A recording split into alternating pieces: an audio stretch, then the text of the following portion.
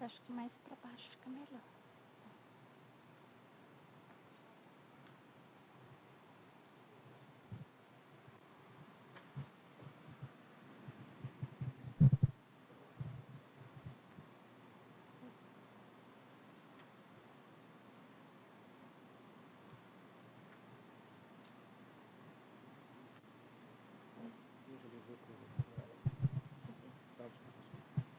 Eu não sei, eu acho que não.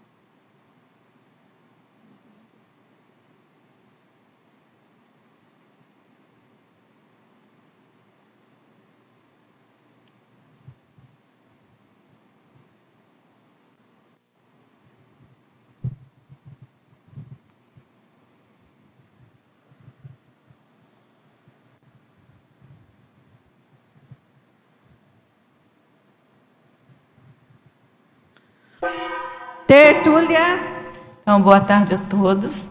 Hoje, dia 7 de fevereiro de 2015, é um sábado. O verbete de número 3.291, ele tem 5 páginas, 48 logias e 10 máximos. O tema, autoconvicção proexológica, e foi redigido, como era de esperar, né, na especialidade proexologia. Quem redigiu o verbete já é o veterano César Iria Machado. César Iria Machado, ele é graduado em Medicina, clínico geral com área de atuação em Medicina Intensiva, é brasileiro, natural de Ibiporã, Paraná, voluntário da Conscienciologia desde 1996, docente da Conscienciologia desde 1999, tenepsista desde 2006, consciencioterapeuta de 2006 até 2014, e secretário-geral da Uniescom. A autoconvicção proexológica é a certeza relativa e a opinião firme e inabalável da consciência intermissivista homem ou mulher, consciente quanto à prioridade na consecução da autoproexis, tendo por base as ideias inatas, o mater pensene, o megatrafor, a holobiografia e a paragenética pessoal. Na pensenologia, nós destacamos o holopensene pessoal da autocognição proexológica, o holopensene pessoal da autoconfiança cosmoética, o holopensene pessoal da autodeterminação evolutiva, os automater pensenes, a automater pensenidade.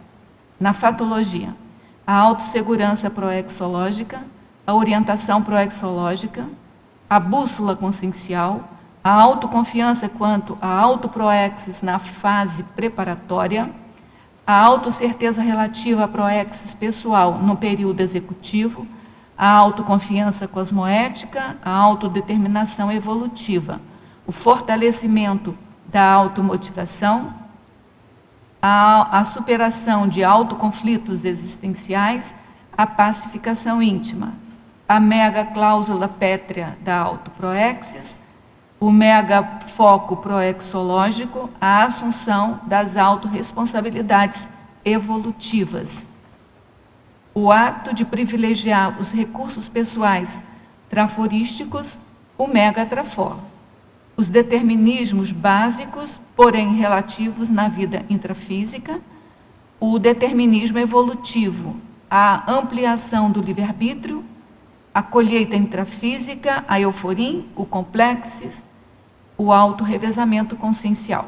Na parafatologia, as intuições quanto à holobiografia pessoal durante a TENEPS, os aportes intermissivos influenciando a vida intrafísica, o curso intermissivo vivenciado no cotidiano, a potencialização das interações holossomáticas com o amparador extrafísico de função, as autorretrocognições sadias, a primener, a euforex, a colheita intermissiva. Na argumentologia, nós destacamos 2 parágrafos. O parágrafo elementos, que nele o verbetógrafo lista 5 elementos, segundo os quais você pode desenvolver, né, a autoconvicção quanto às diretrizes da proexis pessoal. E o outro parágrafo é o autoconsciencialidade, no qual, para apaziguamento ou a eliminação de 7 possíveis dúvidas mortificadoras, ele faz uma listagem com 7 itens, certo? De elementos. Agora, a remissiologia. Na remissiologia, nós destacamos a autoconvicção vivenciada, cláusula pétrea, escala das prioridades evolutivas, priorização da proexis. Ainda falta um, que é o corpus de evidência da proexis. A autoconvicção proexológica, efeito da ampliação da autocognição intermissiva e holobiográfica, determina a consim intermissivista, a erradicação da autoinsegurança nas ações pessoais. Você já identificou as diretrizes básicas da autoproexis? Na escala de 1 a 5, qual o nível pessoal de autoconvicção proexológica? E na bibliografia específica, o autor contribui com uma fonte de referência. Agora, vamos ler a mega-análise elaborada pela equipe Enciclosapiens de mega-análise, que é composta por Ana Maria Rocha, Marilene Raganin e Socorro Frazão. Mega-foco, pacificação, priorização, megatrafor, autolucidez, autocerteza, serialidade, autoconvicção, autoconfiança, assertividade, autodeterminação, primo-prioridade, automater pensene, proexologia, seriexologia, traforologia, intermissiologia, holobiografologia, mental somatologia, conscienciometrologia. Queria, antes de passarmos aqui propriamente para o início da tertúlia, divulgar aqui na revista Psique dessa semana, o artigo da professora Marília Santana, onde ela fala sobre mágoas e ressentimentos, e no interior aqui da revista, a gente consegue perceber, ela também faz um cotejo desse assunto, né? Um enfoque da conscienciologia sobre mágoa e ressentimento. Então, é um artigo bem extenso. Eu acho que o valor pelo artigo em si e o valor também por ter saído, né, numa revista Psique, um enfoque conscienciológico, né? Então, a gente informa isso a todos vocês. Bom, vamos agora, então, saber de você a pergunta de praxe, né? O que te levou a fazer esse verbete? Então, na realidade, foi bem no início do ano passado, logo com a publicação do meu livro, né? Fala o nome do livro, Proatividade Evolutiva, até trouxe aqui. Trouxe, na realidade, porque eu percebi que dentro aqui da própria Conscienciologia, da CCCI, pessoas que a gente convive não sabia que tinha publicado um livro, né? Então, a gente tem que atualizar aqui na sua mini bio, autor do livro Proatividade Evolutiva, tá certo? Depois a gente vai fazer isso, tá? Sim, sim. Você pode ver isso comigo. Mas isso aí foi uma coisa que me chamou a atenção. Talvez, não sei como é que teria que se ver aí em termos de melhoria, né, na divulgação, mas eu vi que a pessoa está convivendo aqui. Tudo bem que a pessoa chegou depois que já tinha sido publicado, né, mas não sabia que tinha publicado o livro, então isso aí me chamou a atenção. Por isso que eu acabei trazendo aqui para fazer a divulgação. Uhum. E o interesse foi justamente isso, né? Porque foi uma fase que eu estava numa instituição, né, que era a OIC, que você divulgou aí, que eu fiquei lá até o início do ano passado, e com a publicação do livro, já antes disso, eu já vinha, né, pelo menos um ano antes, pensando em várias coisas em relação a ter essa programação existencial voltada para a escrita, e ficou mais claro isso à medida que foi se aproximando o período ali da publicação, e depois da publicação que acabou que eu saí e fui para a Unescom, que é a União Internacional dos Autores, né, dos Escritores da Conscienciologia, e assumi a coordenação lá na Unescom. E foi nessa fase aí que, no início do ano, ali mais ou menos, que veio a ideia de escrever sobre o assunto, né, justamente por estar assumindo mais a condição da ProEx mesmo, é isso que eu vi, né? Está mais convicto, não. A minha questão o meu foco principal é na escrita.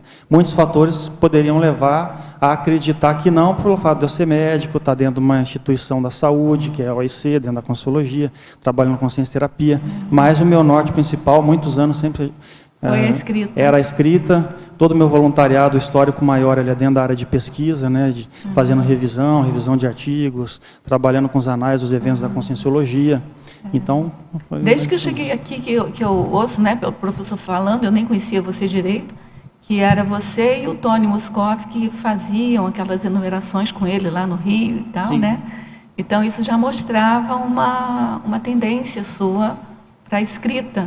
Isso é uma coisa que eu analiso bem claro hoje, que, na realidade, apesar de eu analisando a minha vida e ver que lá na pré-adolescência, né, e a adolescência já tinha umas tendências à escrita, mas como eu entrei muito novo na medicina, com 17 anos, né, eu passei no vestibular e já entrei, então, quando você entra na medicina, você foca só naquilo.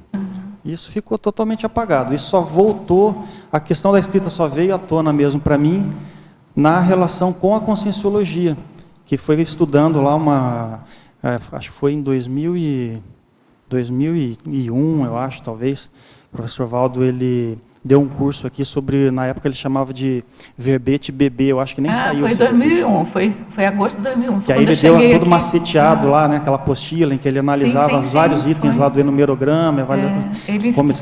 Aí daquilo ali eu falei, vou pegar essas técnicas, vou começar a escrever assim, aí me adaptei, gostei e comecei a escrever mais. Então de lá para cá, aí que eu fui intensificando a escrita de artigos, né, inicialmente,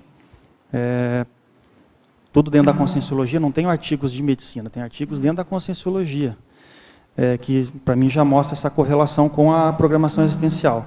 Né? Então, vamos dizer assim, que de 2001 para cá, se eu for fazer a média, tem mais de um por ano assim, de artigos. Né? Mas teve anos que eu publiquei 3, teve anos que eu não publiquei nenhum. E verbete eu não me dediquei muito, mas tenho o livro, e agora estou com outros 2 livros. Né? Um já está na Editares lá em revisão, tem o outro que estou escrevendo junto com a Stephanie aqui, que já está quase terminado também, que logo a gente vai dar entrada na Editares. Mas foi mais ou menos assim. Então começou com aquele curso lá do Valdo, já era um indicativo grande de ter relação com a ProEx. Quando eu peguei as técnicas, comecei a escrever e aquilo veio e começou Aquele curso foi o primeiro curso assim, que ele deu, pelo menos que eu tenha percebido aqui, sobre a verbetografia, né, que era um verbete, do estilo, já, né? Acabou que ele não fez, ele ia fazer na trilogia do Homo sapiens pacíficos e Homo sapiens reurbanizados, ele ia fazer o Neonatus. Aí ele passou essa tarefa do Neonatus para Evolucim fazer. E foi o primeiro assim, trabalho assim, que eu lembre de aula dele sobre o estilo do apostilhamento, esse que você escreve com as palavras-chave, né? Assim, e as enumerações e o enumerograma. É por isso que chamou a atenção dele na época, porque tanto o Tony quanto eu, a gente pegou a técnica, se adaptou bem e começou a escrever Foi isso que jeito. A gente ficou sabendo. Ele falava sempre, olha, os únicos que entenderam esse estilo foram o César e o Tony Moscoff. Ele sempre falava isso. E eu não conhecia bem você, porque eu vim morar aqui, mas no dia desse curso eu tive que sair e eu não fiz o curso propriamente dito. Só um parênteses aí. Esse curso foi de agosto de 2001, foi quando eu cheguei em Foz. Nunca tinha vindo ao CF. E eu assisti esse curso em numerograma, e 6 meses depois eu fiz 5 laboratórios, 5 meses depois eu vim com tudo. Até a minha companheira aqui nem pensava em vir, veio. E eu acho que vale mencionar esse curso em numerograma, que teve também, né? E o verbete de bebê. Foi esse mesmo. Curso em numerograma. Foi o verbete de bebê. O numerograma ele destrinchava, né, todos os itens lá com os Eu sei porque eu estava na preparação do curso, assim, que ele fez uma série de... Eu fazia fichamento, né, no holociclo. Então eu ficava fazendo fichamento lá para o curso. Foi muito bom. Então vamos lá, gente. Na Fatologia, página 21, 4ª linha. Além da autoconvicção proexológica, trazer a tranquilidade íntima na vida intrafísica, existem outros fatores que a favorecem? Como é que é? Repete aí. Não tem nada a ver com a 4ª linha. É na Fatologia, não, ele fez o item que você escreveu, é a tranquilidade íntima na vida intrafísica. Ele quer saber se além da autoconvicção proexológica trazer essa tranquilidade íntima na vida intrafísica, se existem outros fatores que favorecem essa tranquilidade íntima na vida intrafísica. Na realidade, a correlação que eu fiz aqui foi justamente com o tema do verbete, né? Que a partir do momento que, pensando numa pessoa que se sinta como alguém que fez curso intermissivo e que tem uma programação existencial. A partir do momento que ela começa a identificar e que ela identifica essas linhas principais da ProEx dela, a tendência é que ela fica autoconvicta daquilo, então ela vai se tornar mais autoconfiante, mais determinada em relação àquilo, e a tendência é ficar mais tranquila no dia a dia dela, né? Até tem aquela enumeração lá, mais no final do verbete, que coloca aquela série de dúvidas lá que podem vir a ser eliminadas com essa autoconvicção. Então, a tranquilidade íntima que eu estou colocando é mais nesse sentido, da pessoa saber, pelo menos ter esse norte, o porquê que ela renasceu, o que ela veio fazer aqui, o que ela tem para fazer, né? Eu não sei o que ele pensou em termos de tranquilidade íntima, porque aí tem que ver se ele está pensando em outra coisa, né? De repente ele enxergou nele alguns aspectos ou traços relacionados ao temperamento dele, que ele não se sinta como uma pessoa tranquila, aí a pessoa que fez o questionamento, e aí ele está querendo saber se tem outras coisas que pode fazer ela ter mais autocontrole, né? Aí já pegaria uma outra linha diferente do verbete. Eu não sei se é isso aí que ele queria saber, né? Aqui porque o que eu entendi aqui, assim, ó, além da autoconvicção proexológica, existem outros fatores que favorecem a tranquilidade íntima na vida intrafísica? Foi assim que eu entendi a pergunta. Pois é. Aí existem, né, além da autoconvicção proexológica, existe uma série de condições que podem ajudar essa tranquilidade íntima na vida intrafísica. Se pensar em termos de temperamento. Você está colocando a questão desse artigo da psique aí sobre superação de mágoas, né? Trabalhar isso, desrepressão, sei lá, catarse. Agora, a gente pode pensar nessa pergunta de outra maneira. A autoconvicção proexológica, além de trazer tranquilidade íntima na vida intrafísica, o que mais que ela pode fazer? Aí é isso que eu estava comentando aqui, né? Que, quer dizer, além de trazer essa tranquilidade em relação ao que você tem que fazer, é justamente isso, né? Justamente porque ela pode te trazer mais autoconfiança, vai te trazer mais autoconfiança, por isso que é autoconvicção, né? Uma certeza relativa, né, para você não ser absolutista também e ser muito rígido, de repente você tem outras variáveis que você não está enxergando. Mas com isso, essa autoconfiança vai trazer mais autodeterminação em relação ao que a pessoa tem para fazer. De repente a pessoa ela não está muito satisfeita na vida dela, aí ela começa a reconhecer aquilo vai crescendo dentro dela, melhorar a autoestima dela em relação ao que ela está fazendo, o modo como ela está vivendo, as coisas que ela tem para fazer. Uma outra coisa que pode gerar essa autoconvicção é talvez uma readequação da imagem que a pessoa tem dela mesma, né? Que de repente ela está com uma autoimagem distorcida, né? Porque ela reconhece uma série de defeitos que ela tem, mas ao mesmo tempo também tem uma série de qualidades ali, de trafores, né? Mas não está muito certa do que tem para fazer e tal, se enxerga de uma determinada maneira, de repente está inserida em algum contexto, grupo, ou se ela está fazendo alguma coisa que não satisfaz muito. E a partir do momento que ela começa a identificar isso, aí tem uma correção dessa autoimagem. De repente a pessoa se colocava para baixo, ou o contrário, né? De repente também se achava demais, não sei. Mas aquilo pode fazer uma readequação disso. Então, de repente a pessoa não se valorizava tanto por algum motivo, e na hora que ela reconhece aquele traço, ela passa a se valorizar mais, porque ela está reconhecendo um mega trafora, a linha de proex, aquilo que ela tem para fazer, aquilo fica mais claro. Na Estrangeirismologia, página 21, como nós podemos aumentar o aparecimento dos insights acerca da holobiografia pessoal? Aí eu vejo que, por exemplo, no meu caso, né, o que eu posso dizer? O fato de estar inserido, né, num grupo igual a Conscienciologia, por exemplo, que eu vejo que tem a ver com a minha ProEx, aquilo me facilita. De repente a pessoa está trabalhando com o parapsiquismo dela, isso vai facilitar. Uma outra coisa que me gerou insights foi a TENEPS. Então, na TENEPS eu tive insights sobre essas questões também.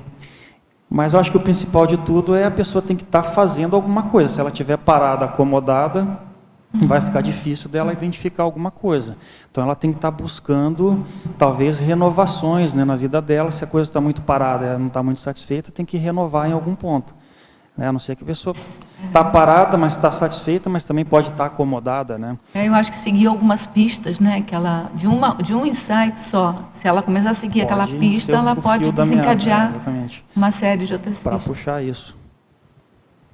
Na fatologia, página 22, terceira linha, poderia nos falar mais e exemplificar alguns dos determinismos básicos, porém relativos na vida intrafísica?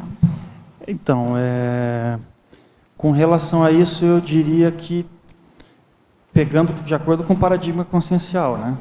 Porque, na realidade, a questão de determinismo, ela é até dentro da própria filosofia, não se tem consenso, né? Tem pessoas que são a favor de uma linha, outros de outra.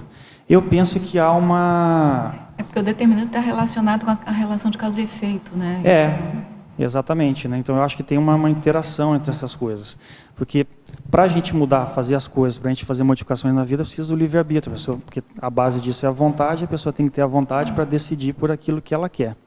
Mas se a gente pega perante o paradigma consciencial, então, por exemplo, a própria evolução consciencial, de uma certa forma, ela é um determinismo, porque se a gente pensar que dentro do paradigma consciencial a gente vai renascer de novo, de novo, de novo, buscando com isso níveis cada vez maiores de evolução dentro de aspectos psíquicos, mentais, morais, ou éticos, né, ou cosmoéticos, ou que seja, uma hora ou outra a pessoa vai acabar tendo que escolher por esse caminho. Ela pode não escolher, ela pode se manter fora desse caminho, ela tem o livre-arbítrio para escolher isso. Mas, de qualquer modo, ela vai evoluir querendo ou não, né? Exatamente, essa é uma questão. E a outra é, dentro disso, a lei do causa e efeito que você falou, que é o processo holobiográfico. Então, a pessoa ela escolhe estar fora desse processo de evolução, da cosmoética, né? Vai pelo caminho, né, caminhos antievolutivos, de anticosmoética, né, gerando interprisões. Uma hora aquilo reflui na cabeça da pessoa. Então, não deixa de ser um determinismo relativo, porque a pessoa tem a opção o livre-arbítrio dela de escolher por outros caminhos, por mudar aquilo. Né? Mas se ela começa a fazer um monte de besteira, uma hora cai na cabeça da pessoa, né? Só numa próxima. Então, por isso que é o holobiográfico. Eu diria que é uma espécie de um determinismo holobiográfico. E a própria Proex, né? Quando você analisa, se você define aquilo antes de renascer, não deixa de ser um determinismo, entre aspas. Feito por você mesmo. Por você mesmo. É lógico que é adaptável, né? A Proex, por isso que é relativa, porque ela é adaptável. Você pode mudar, você pode modificar, né? De repente também você perdeu o tempo, aí você vai ter que readaptar também. Então, por isso que é relativo esse determinismo, né? Mas, mesmo assim, quanto mais conhecimento a pessoa tem sobre si mesma, mais lucidez, mais autocognição, mais discernimento para fazer as escolhas. Então, vem junto com aquilo o parapsiquismo, você começa a ter experiências parapsíquicas. Tudo isso vai trazer a pessoa mais lucidez para tomar as decisões, para usar o livre-arbítrio a favor de decisões. Então, eu vejo que, se a pessoa é proexista, quanto mais lucidez ela tem na vida intrafísica, mais tranquilo vai ser para ela decidir pela proex, ou decidir pela evolução. Então, por isso que eu coloco que são determinismos básicos, mais relativos, né? Tem relação também com a cosmoética, né? Eu vejo didaticamente, o professor Waldo sempre fala, ele faz assim até um desenho que é assim, ó, você está numa determinada situação existencial, né? Num determinado nível existencial. Se você melhora a sua cosmoética, o seu livre-arbítrio abre. Se você comete algum deslize anticosmoético, ele vai fechando. Então, o desenho é um contínuo até que você abre e fica em livre-arbítrio. Mas ele vai fazendo esse movimento. Dentro do nível evolutivo, quanto mais avançada a pessoa está, mais lucidez, ela segue um fluxo evolutivo, que ele coloca que é o máximo mecanismo evolutivo. E aí é um paradoxo. É um paradoxo, porque você tem mais lucidez, mais discernimento, e parece que aparentemente tem menos livre-arbítrio, porque você está seguindo um fluxo. Né? Então, diante do paradigma consciencial, são determinismos, a gente pode usar essa palavra. Pode ser que gere controvérsia, mas a verdade... Não, é um paradoxo isso, né? Porque quanto mais lucidez, quanto mais cosmoética, quanto mais evolução, você mais abre mão do seu livre-arbítrio a favor do que for preciso fazer. Então, você entra, como você falou, no fluxo do cosmos, que é determinismo. E o que eu acho que é a questão que gera controvérsia? Porque se eu tenho menos lucidez, eu tomar essa decisão, parece que tem lógica, mas às vezes fica sofrido, né? Pô, mas eu gosto, vamos supor que eu gostasse muito da medicina, quisesse investir tudo, academicamente falando, mas ao mesmo tempo tem a escrita aqui na minha Proex, a escrita conscienciológica, é um voluntariado, é doação, a gente não ganha dinheiro com isso, então eu não tenho como sobreviver da escrita. Então, vamos supor que gerasse essa controvérsia. Se eu não tenho lucidez, aquilo vai ser sofrido para mim, eu tenho que abrir mão da medicina para ficar escrevendo. Mas como aquilo para mim está claro, não, isso não é sofrido. Então, eu vejo quanto mais lucidez, menos sofrimento. E aí, consequentemente, esses determinismos, eles não ficam sofríveis para a pessoa. Aquilo é tranquilo, né? Aquilo vai nesse fluxo. Então, a pessoa ela decide aquilo, tem um determinismo ali, mas ela decide aquilo com o livre-arbítrio dela de uma maneira tranquila. Não vai sofrer com aquilo mais. É porque essa submissão ao determinismo cósmico é um ato de altíssimo nível de livre-arbítrio, né? Ela decide fazer aquilo. A decisão é da pessoa, da consciência. Ô César, nesse caso, são atividades complementares, né? Não são antípodas, né? Escrever, tudo bem, você garantiu a sobrevivência com a medicina, mas você nada impede que você possa. É um exemplo. Eu dei só como exemplo para falar, às vezes a pessoa tem duas coisas que ela precisa decidir, né, e ela está sofrendo para decidir aquilo, e isso tem a ver com o nível de autolucidez, de autocognição, autodiscernimento, consciencialidade, né, e aí vai, né, você vai entrando em outros, mas logicamente que eu faço as duas coisas, né? Tanto que esse livro que eu estou escrevendo, que a gente está escrevendo junto, né, eu e Stephanie, é dentro da área da medicina, né, da saúde, né? Humanização em unidades de terapia intensiva e o papel do parapsiquismo, é isso que a gente está colocando ali, que aí pega o foco conscienciológico, né?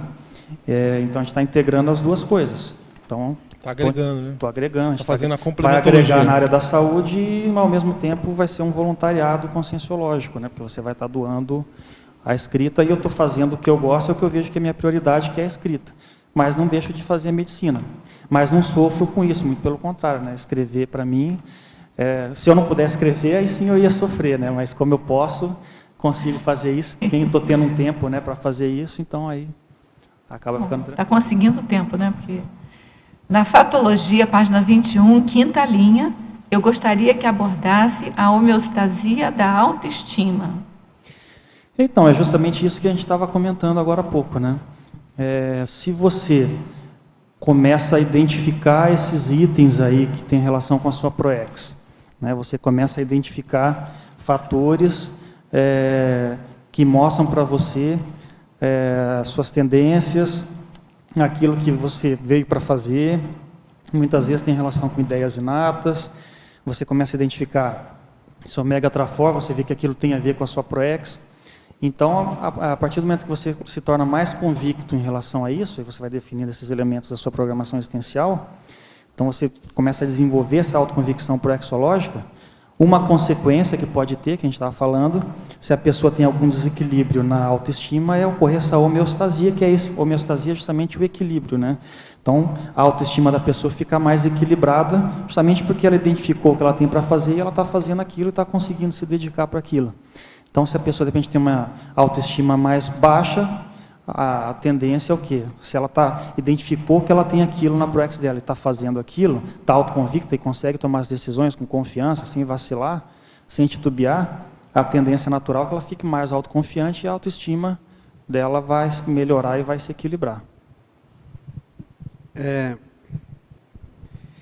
Queria saber mais, se pudesse comentar, como se a pessoa que tem mais lucidez, ela consegue acessar mais grupo karmas baratosféricos, porque ela não tem, ela não se afeta por causa disso, porque ela tem mais lucidez. Se isso se encaixaria também na Proex, ou na condição de filtrada também? Eu acho que sim, né? Porque na realidade o que eu vejo que se a gente tem uma programação existencial, a gente está fazendo, até um dos temas lá que se discute muito hoje é aquela questão da liderança, né, interassistencial, lá na próxima intermissão. Então, eu vejo que você tem uma programação existencial para cumprir, e você está identificando aqueles fatores, começa a fazer aquilo. Vai aumentar a sua confiança, aumentar a sua determinação, melhorar a sua autoestima, você vai começar a reconhecer melhor você, a imagem que você tem de você mesmo, aquilo vai ficar mais equilibrada. Você vai ficar mais lúcido. Eu vejo que a autoconvicção proexológica, até na exemplologia, ela tem uma relação com o parapsiquismo, né? Se você for ver aqui na própria definição, Mater Pensene, Mega, holobiografia, paragenética, tudo isso depende de parapsiquismo para você identificar alguma coisa. Então, tudo isso tem relação com a lucidez. Quanto mais lucidez você tem, mais gabaritado você vai estar para fazer esse tipo de assistência que você está falando. Consequentemente, dessomou essa questão aí dessa meta aí de fazer esses resgates na baratrosfera, né? Não sei se é isso que você está trazendo. Se você tem mais lucidez, você está fazendo o que você precisa fazer, você vai, vamos dizer que você chega no final dessa vida autoconfiante, autodeterminado, tendo completado o que você veio para fazer, consequentemente você vai ter muito mais força, mais lucidez para atuar diante disso aí que você está colocando. Estava me referindo também à baratosfera intrafísica também, né? Eu acabei falando, né? Eu penso que aí é a mesma coisa, mas vai ter que entrar outras questões, né? Que aí a gente tem aí as várias técnicas para desenvolvimento do domínio energético, autodefesa energética, o estado vibracional, a própria TENEP, são todos recursos que a gente pode estar utilizando intrafisicamente para ajudar, né? Quer dizer, a autoconvicção proexológica também, a pessoa está convicta se ela... Aí ela tem uns antagonismos, né? Que a gente até colocou aqui. Se a pessoa é autoconvicta com relação à proex dela, tem algumas coisas que... então ela é autoconvicta, mas ela está acomodada? Não bate, né? Ou ela é autoconvicta, mas ela tem medo, de repente, de lidar com as consciências que vão aparecer para assistir. Então, uma coisa não bate com a outra, mas é lógico que você vai ter que fazer um trabalho... Não é só, identifiquei o que eu tenho para fazer, mas aí você tem outras coisas para trabalhar em conjunto que vão te dar força também para trabalhar com esse aspecto aí, que é o aspecto extrafísico. César, agora eu acho que além da lucidez, é sempre bom pensar na cosmoética, né? Sim, na cosmoética. Porque o assediador também pode ter lucidez. Lucidez é saber, enxergar com clareza as coisas. Ele enxerga, às vezes, muito bem para assediar a gente, né? Porque se pensa então é importante ter cosmoética. Tem uma frase do professor Valdo, num dos livros dele, que é o seguinte: o tempo que você consegue ficar dentro da baratrosfera é o tempo correspondente ao nível de cosmoética que você tem. Então, quanto mais cosmoética você tem, mais próximo da baratrosfera, sem se perturbar, você consegue ficar. Então, além da lucidez, tem que ter a cosmoética. Tem que ter lucidez, óbvio, mas tem que ter cosmoética também. Eu diria a cosmoética e a interassistência, né? Porque você fala em proex, você está falando em assistência. E aí, falar em autoconvicção proexológica é falar em assistência a partir daquilo, e entra a cosmoética junto aí também. Que a cosmoética sem assistência não é cosmoética, né? Então...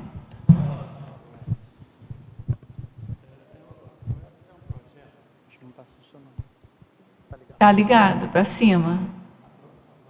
Espera aí, tem que esperar ligar, tem que esperar. Vê se tá, é para cima que liga. Fala agora para ver. Fala. É um projeto de vida, né? Proex é um projeto, né? Tá perguntando, é um projeto de vida.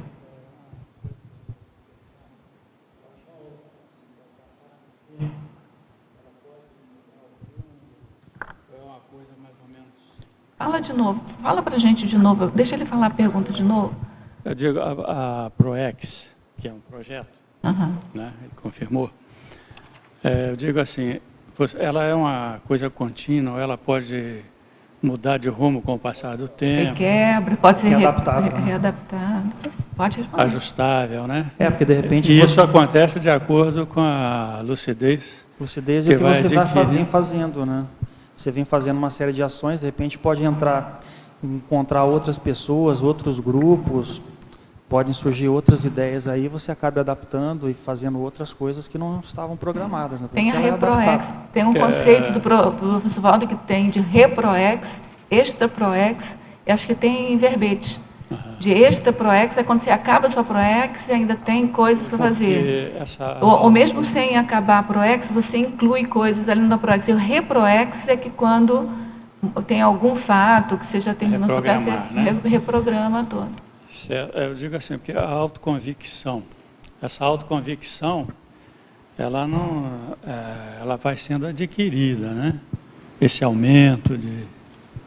Quanto mais você for identificando o que você veio para fazer, esses itens que você veio para fazer, mais vai ampliando essa autoconvicção. E eu vejo que se você identifica essa linha básica de coisas que você vem para fazer, essa autoconvicção, ela aumenta a proporção dessas coisas que você descobre, né? Então, se você descobre que você tem um trafor grande, uma qualidade, uma mega qualidade, né? Um mega trafor, e que isso está dentro de um determinado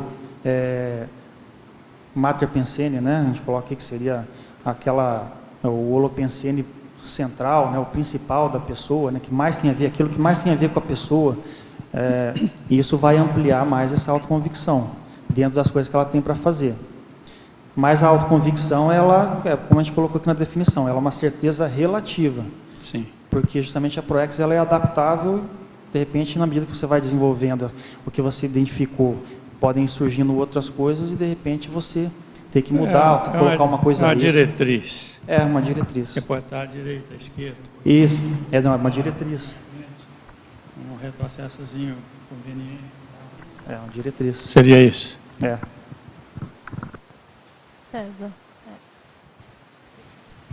César, aqui na sindromologia, eu gostaria que você aprofundasse a síndrome do comodismo e quais seriam os indicadores que levam, que diagnosticam essa síndrome nas pessoas.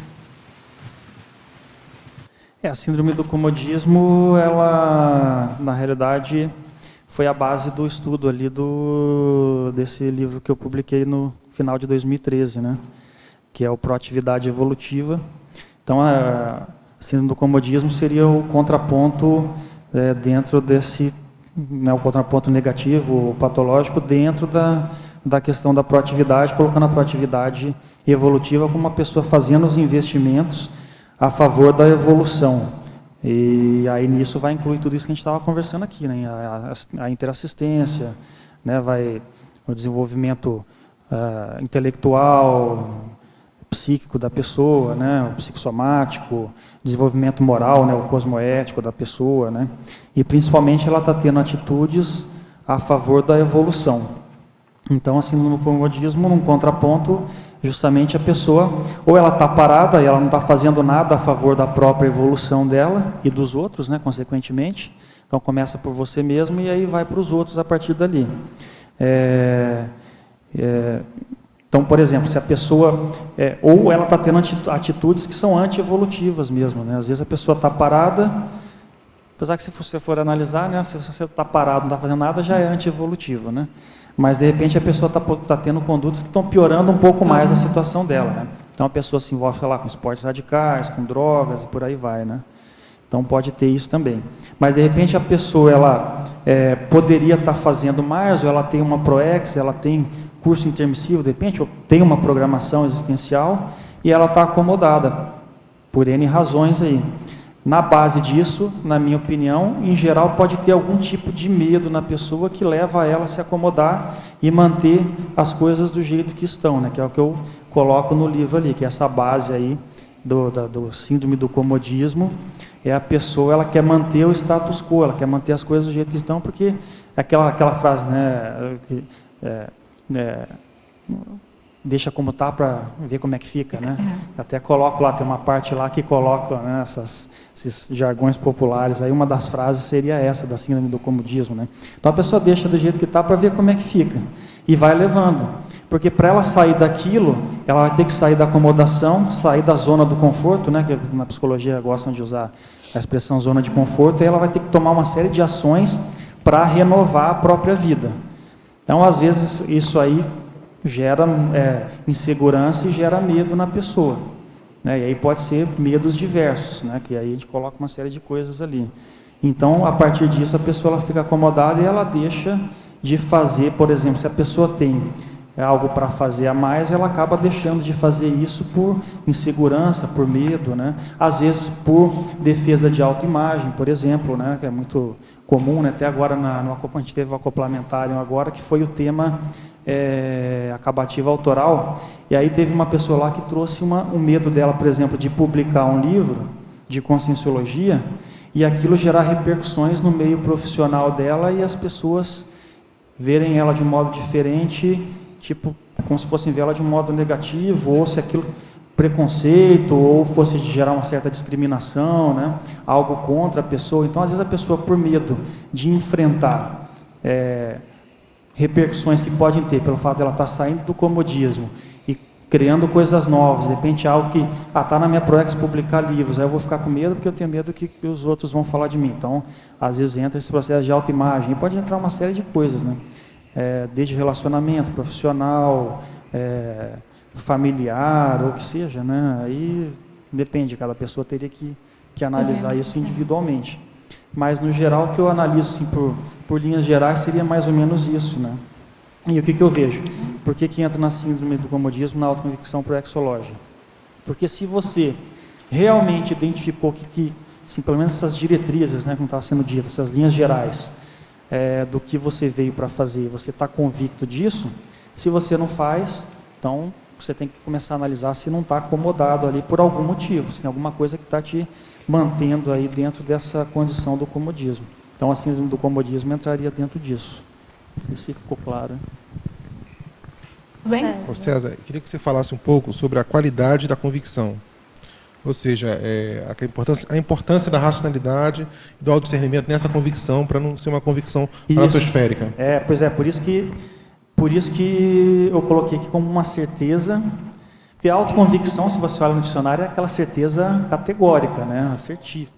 Por isso que eu botei aqui a autoconvicção proexológica como uma certeza relativa, mas ao mesmo tempo uma opinião firme sobre o que você veio para fazer, a sua prioridade na Proex. Porque se a pessoa também for uma pessoa, como se diz aí na língua popular, meio cabeçuda, né? Então aquela pessoa que é muito rígida, inflexível, que ela pega as coisas e, não, é isso, ponto e acabou, ela leva para o lado emocional, acho que é isso que você está querendo dizer, né? Não tem racionalidade na análise, então aquilo fica inflexível demais e aquela autoconvicção vira uma crença. Então se a autoconvicção virou uma crença, caiu para o lado emocional, aí dançou, né? Porque aí não vai ter abertura para mudar, não vai ter abertura para renovar. Aí não vira mais uma diretriz, né? Aí vira crença, né? Por isso a gente está falando, dentro do paradigma consciencial, evolução é determinismo.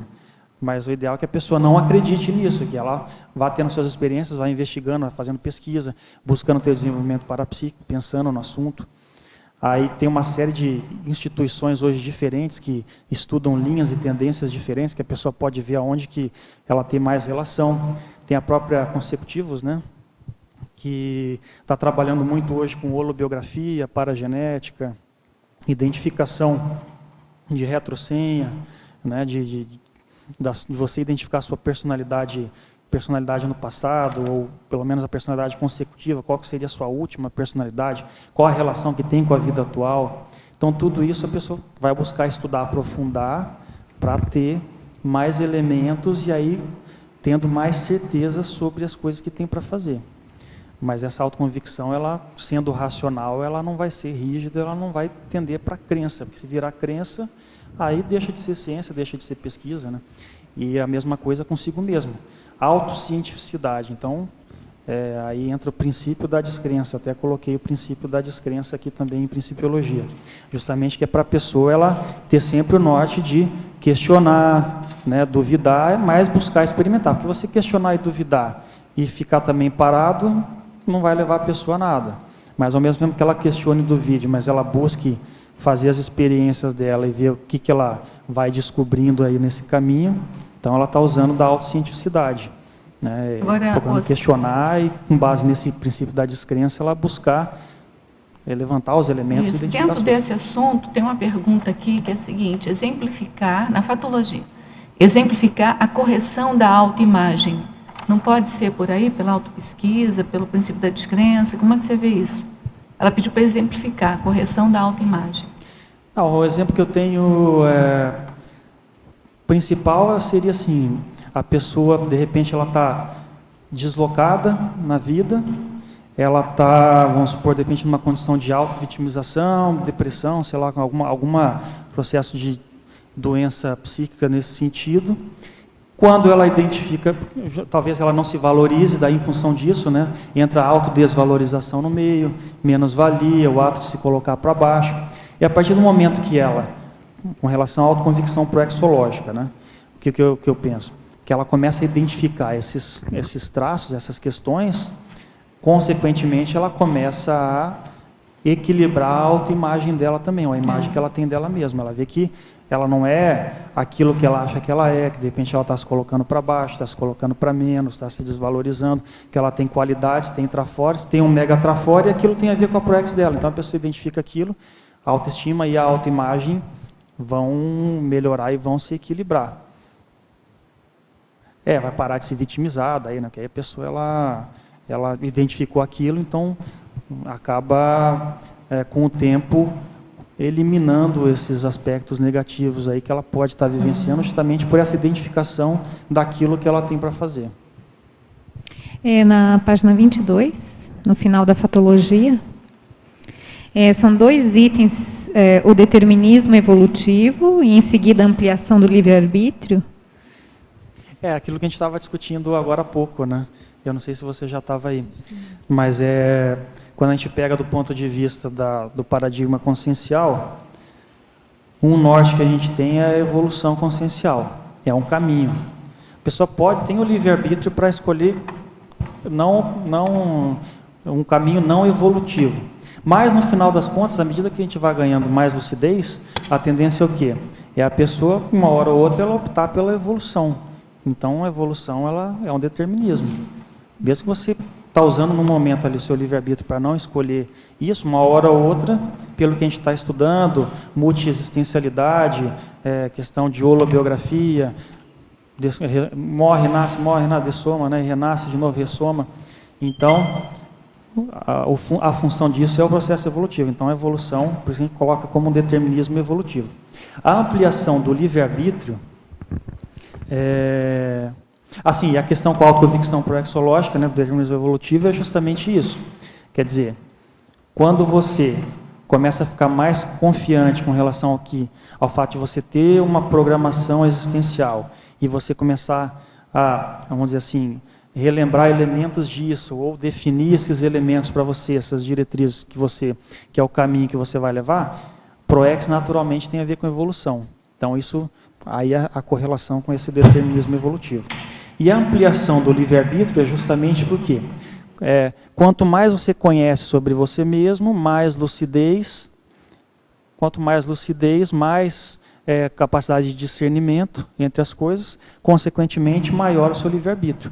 Então, quando você vai identificando essas diretrizes da ProEx, consequentemente, isso está relacionado com tudo isso que eu falei e está relacionado com uma ampliação do livre-arbítrio também, que é a sua capacidade de escolha. Você acaba tendo mais capacidade, vamos dizer assim, de escolher lucidamente, né? Não que você não tenha essa capacidade, mas é aquilo que a gente estava conversando.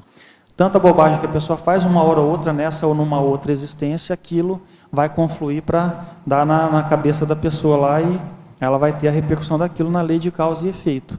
Então, o livre-arbítrio da pessoa, em tese, diminuiria porque aquilo vai acabar gerando consequências para a pessoa e ela vai acabar tendo que entrar em certas coisas contra a vontade até, né, vamos dizer assim, porque antes ela usou a vontade de uma maneira equivocada e agora, nesse momento, o livre-arbítrio dela está reduzido em função disso, que ela acaba tendo que enfrentar uma série de situações por consequência dos erros que ela cometeu no passado. No contrário, quanto mais lucidez, mais discernimento, mais autoconvicção contra a ProEx, isso tende a ampliar o livre-arbítrio da pessoa. Não sei se ficou claro. Na fatologia, página 22, final da primeira linha, poderia discorrer a respeito das tendências pessoais à maturidade desde a infância? Sim, tendências pessoais. Sim, isso aqui é no caso do inversor existencial, né? Uma das coisas interessantes que eu pensaria é que, pelo menos no meu caso, essa autoconvicção, ela não veio na pré-adolescência, na infância, na pré-adolescência, na adolescência, e nem nesse período de faculdade, já estava na adultidade. Então, o que eu penso é que o interessante é que, pensando nessa sequência evolutiva aí de ciclo multiexistencial, né, de ressomas e dessomas, é que chegue um momento em que você consiga adquirir, você tem um nível de maturidade maior que te permita relembrar, ou lembrar das coisas que você tem para fazer durante, quanto mais cedo, melhor. Mas uma outra coisa que tem aqui também é a relação com as ideias inatas, por isso que está na sequência aqui das ideias inatas. Então, as ideias inatas, elas são uma condição neutra, né? Porque ideia inata, tudo que você vivenciou no passado, aquilo pode vir, o passado que eu digo numa existência anterior, aquilo pode vir e aparecer na sua personalidade nessa vida. Quanto mais cedo aquilo se manifesta, maior a chance de você enxergar aquilo como uma ideia inata. Porque é justamente que a criança é mais espontânea, né? A tendência da criança, do pré-adolescente. Depois a gente vai criando uma série de modos de funcionar, começa a ter essas preocupações em relação à imagem, à autoimagem, aquilo começa a moldar a pessoa, o jeito dela ser, né? O jeito dela se portar. Então, na infância, isso fica mais fácil de ser identificado. Não que isso não possa ser identificado posteriormente. Aí, por exemplo, pegando o meu caso aqui, dando um exemplo, né, com relação à escrita. Com relação à ProEx, isso veio à tona em 2001. Então, eu estava lá já com 28, acho. Não, um pouco menos. Agora estou com 38, faz a matemática, vocês que são os matemáticos, né? Diminui, aí vai diminuir 14 anos. 38, 24, 25, por aí. 24. Então, e já tinha me formado, já estava na adultidade. Mas isso é adultidade já? Né? Depois do 21? Pelo menos biologicamente falando aí, você, ou socialmente falando, você já está na adultidade, né? 24, 25, né? Só que isso aí, a questão da escrita já tinha se manifestado antes, só que aquilo... eu não dei o valor, não recuperei o negócio, né? Que, por exemplo, com 13 anos, né, eu tive que fazer um trabalho lá. Talvez minha mãe está aí, ela vai lembrar que ela era professora lá na mesma escola que eu estudei lá na época. Eu tive que fazer um trabalho de educação artística, né, que era educação artística. E aí, para não fazer só os desenhos, eu peguei e escrevi um livro e fiz os desenhos com relação à história. Era uma história infantil, né, e de literatura infantil, vamos dizer assim, coisa curtinha. Mas fiz lá um texto e coloquei, então o negócio da escrita já estava se manifestando aí. Então talvez tivesse recobrado mais essa lucidez quanto à questão da ProEx, fosse mais maduro, né, tivesse uma maturidade maior em relação a isso, já teria ficado mais atento para isso antes, talvez já tivesse me dedicando a isso há muito mais tempo, né, e não... da adultidade em diante aí, né? Dos 25 para cá, 26, né? Então, eu acho que tem muito a ver com isso. Olha, só para você ter uma noção das questões que tiveram mais repercussão, você já respondeu, só vou ler para você saber, que é para explicar a ampliação do livre-arbítrio. Tem mais 2 perguntas a respeito disso. Se você quiser fazer alguma síntese, assim, pode fazer, mas senão a gente passa para frente. Eu acho que a ampliação do livre-arbítrio, né, é aquilo que a gente estava discutindo aqui, que eu vejo que quanto mais autoconhecimento, mais autolucidez, mais autodiscernimento, aí vem o parapsiquismo junto, aí você amplia sua consciencialidade, né, sua autoconsciencialidade, que é essa relação de conhecimento em relação ao processo evolutivo, interassistencial, de cosmoética, né, botando em linhas gerais. A tendência é o quê? Que quanto mais lucidez e discernimento você tem, maior vai ser o seu livre-arbítrio nas suas decisões. Então, sinteticamente, isso é isso. Aí. Na parafatologia, página 22, final da 2ª linha, por favor, poderia esclarecer os aportes intermissivos influenciando a vida intrafísica? Aí é a influência do curso intermissivo sobre as definições, as decisões da pessoa, as decisões de destino. Não sei se tem alguém da Apex aí, fazer propaganda, né, da Apex, né, o balanço existencial.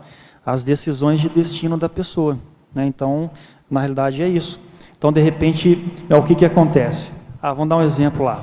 A pessoa é da escrita, aí na vida anterior, aí pega lá século XIX, ela se dedicou à escrita, mas aí tinha aqueles muitos processos de revolução social, e aí de repente a pessoa se envolveu com aquilo, escreveu para incitar, para agitar, tinha muito esse jornalismo, né, nesse sentido, muita escrita, muitos livros voltados para esse processo social, mas com um teor muito ainda de belicismo naquilo, né, de indignação demais, de reivindicação, mas tudo bem, a pessoa tinha uma intenção boa, aí ela pega, dessoma, vai para o curso intermissivo, o pessoal, opa, vamos chamar essa pessoa aí, para um curso intermissivo, e aí ela recebe um banho de loja lá no curso intermissivo, em relação ao processo evolutivo, né, a questão da assistencialidade, a questão da cosmoética e por aí vai, diversos temas.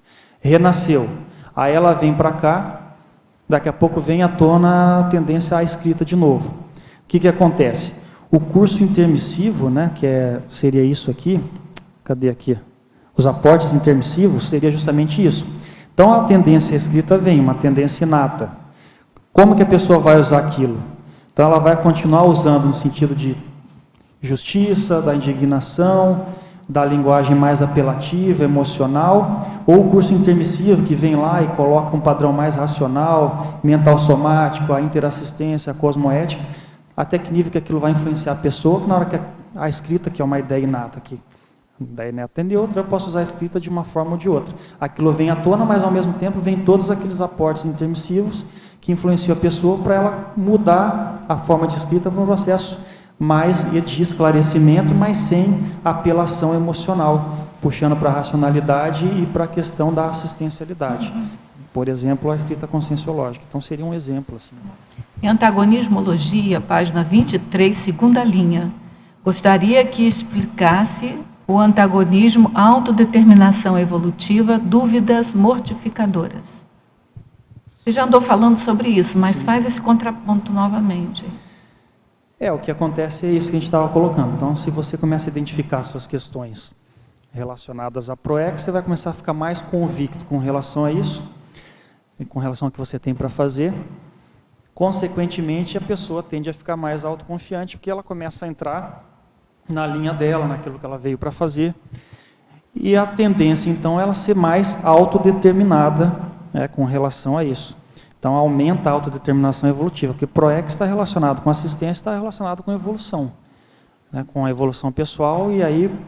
E aí não tem dúvida mortificadora. Mas... aí a pessoa... Mortificadora não, dúvida a gente deve ter dúvida, sempre, sim, né? Porque a dúvida é o que movimenta a consciência, né? O que movimenta a pessoa. Se a pessoa não tem dúvida nunca, ela vai ficar sempre na mesma. Aí vai cair na síndrome do comodismo também, do mesmo jeito.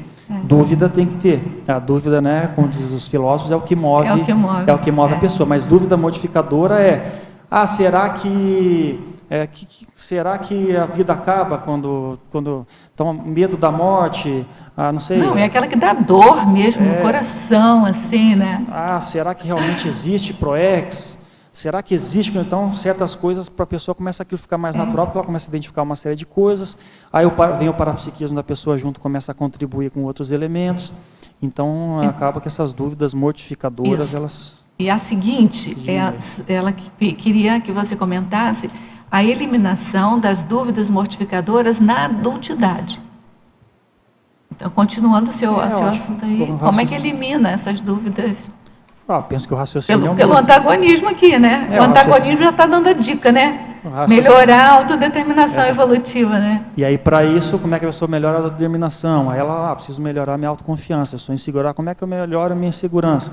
Aí você tem que começar a se estudar. Se a pessoa ela tem muitas dúvidas, eu acho que tudo começa no autoconhecimento. Então, ela começa a se estudar, ver quais são as características dela, as tendências, né, os gostos, as predileções, aí as dificuldades que ela tem diante da vida, mas ao mesmo tempo as qualidades, principalmente as qualidades, porque são os trafores, no final das contas, que vão nortear as coisas que a pessoa precisa fazer. Mesmo que seja enfrentar uma dificuldade, você tem que ter trafores para enfrentar aquilo, senão a pessoa fica estudando só a doença e aí não sai daquilo, fica lá no meio daquele monte de trafares, né, de dificuldades, estudando a doença e não sai daquilo, não se Nessa move. mesma linha, ela continua perguntando, na página 21, segunda linha, como manter a autoconfiança quanto à auto-PROEX na fase preparatória em meio de tantas possibilidades e dispersões atuais. É mais ou menos na mesma linha. De uma certa forma tem a ver com isso, né? Como é que você vai manter a autoconfiança quanto à auto-PROEX na fase preparatória meio a tantas possibilidades, né, e dispersões. A primeira coisa é a pessoa lembrar que tudo são influências, a gente está submetido a uma série de influências. A gente falou em determinismos básicos aqui, mas a maioria das coisas são influências, né, influenciações, né, coisas que podem influenciar a pessoa. Desde o meio onde ela nasce, a própria genética, algumas tendências genéticas. Tem uma questão, acho que até básica, né? Em qual possibilidade você vai ajudar mais pessoas? Aí seria o caminho, já aponta para um caminho mais favorável, né? Mais prioritário. Mas não digo que seja só esse. Tem outras questões. Porque uma grande dificuldade que pode acontecer, aí não só nessa fase preparatória como já na fase executiva, é a pessoa se prender com coisas que ela gosta, mas não são prioridades, né? Então, essa definição e ter essa lucidez, se aquilo realmente faz parte da programação existencial dela, é que é um norte. Aí ela precisa, aí que eu vejo que a pessoa vai ter que buscar identificar dentro desses gostos, tendências, a série de coisas que vêm inatas ou dentro da holobiografia, aquilo que pode ajudar mais a ela, se ela está tendo essa lucidez de questionar isso, aquilo que vai ajudar mais a ela dentro da questão evolutiva, relação com a assistencialidade, relação com a cosmoética. Então, essas influências existem, mas se a pessoa ela tem esse norte evolutivo, cosmoético da interassistencialidade mais forte, ela não vai se deixar desviar por isso. Não sei se você queria falar alguma coisa.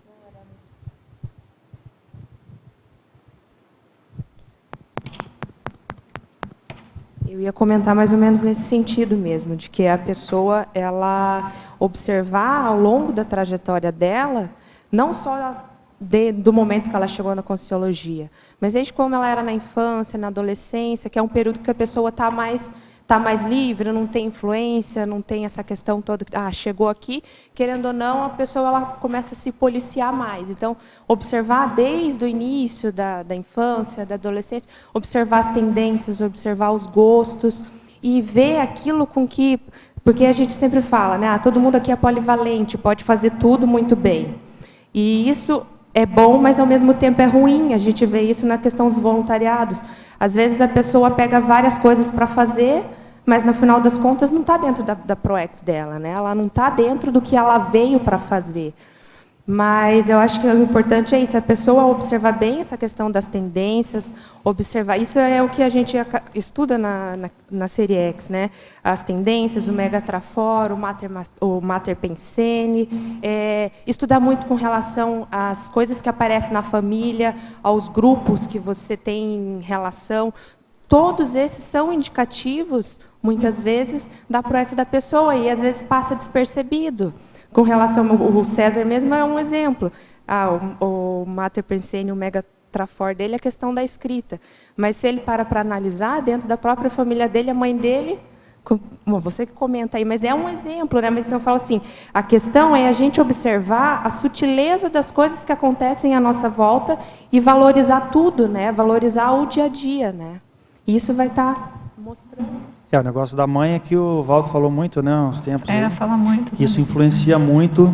Se a pessoa tem a ProEx numa determinada linha, ela tem que olhar a mãe, né, e ver o que a mãe contribuiu de aporte para a pessoa, né.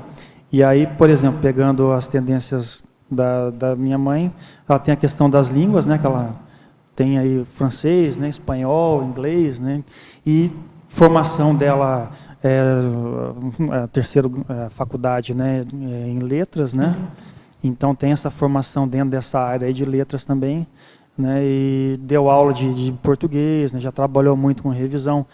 E aí na minha família não só isso, né, que meu pai também, meu irmão trabalharam muito com a revista Consciência, né? Foi coordenador da revista Consciência há muito tempo. Eu conheci. Meu irmão coordenou. Aliás, eu conheci a família. Uns 10 anos, né? A revista Consciência, fazendo revisão e sendo editor, né? Da revista. A revista foi editor há muito tempo. E meus pais trabalharam junto lá fazendo revisões dos artigos, né? Eu trabalhei com eles na Consciência. E aí tem a Denise, né? Que é a Denise, esposa do meu irmão, que é jornalista também, da área de escrita. A família, então, a família mostra. Tem vários aspectos.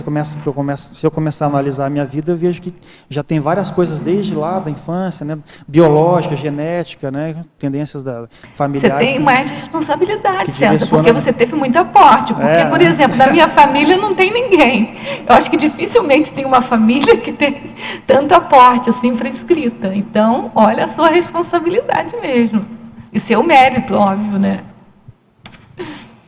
Olha só, eu achei interessante que a última pergunta é a mesma pergunta da Tele Tertuliana do Rio de Janeiro e é essa mesma pergunta da Tele Tertuliana da Alemanha, que é sobre a questão da autoconfiança quanto à autoproex da fase preparatória. Eu achei que valia a pena pontuar isso, mas acho que você já respondeu, né? Então, aí, continuando aqui com a Tele Tertuliana da Alemanha, na Fatologia, página 21, terceira linha de baixo para cima, pode discorrer exemplificando a priorização evolutiva? Ela é uma tertuliana que está se adentrando a conscienciologia através da tertulia. Então, você pode explicar mais um pouco? Primeiro a gente poderia falar o que é evolução consciencial, né?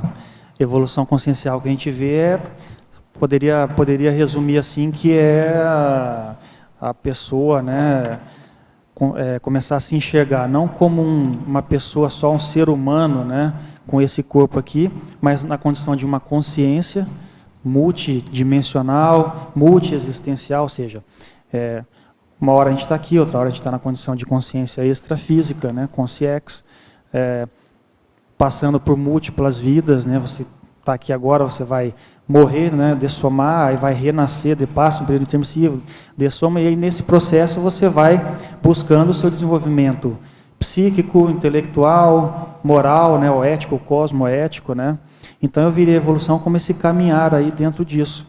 E a priorização evolutiva é justamente você priorizar a evolução consciencial. Então, você buscar realizar uma série de as ações na sua vida, elas terem como norte a sua autoevolução e, consequentemente, a evolução no grupo, né, e do grupo em que você está inserido. Então, isso que seria a priorização evolutiva.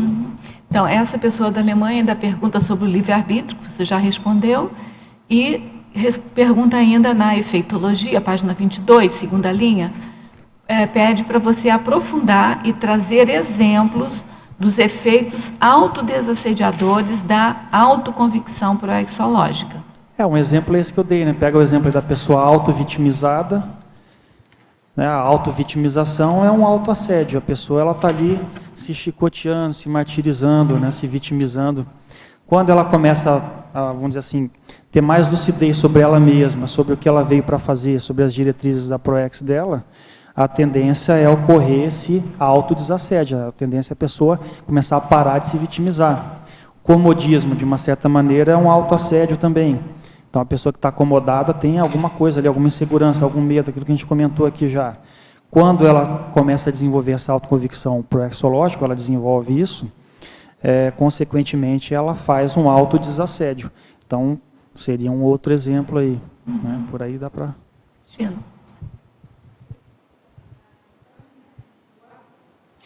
Acho que está ligado.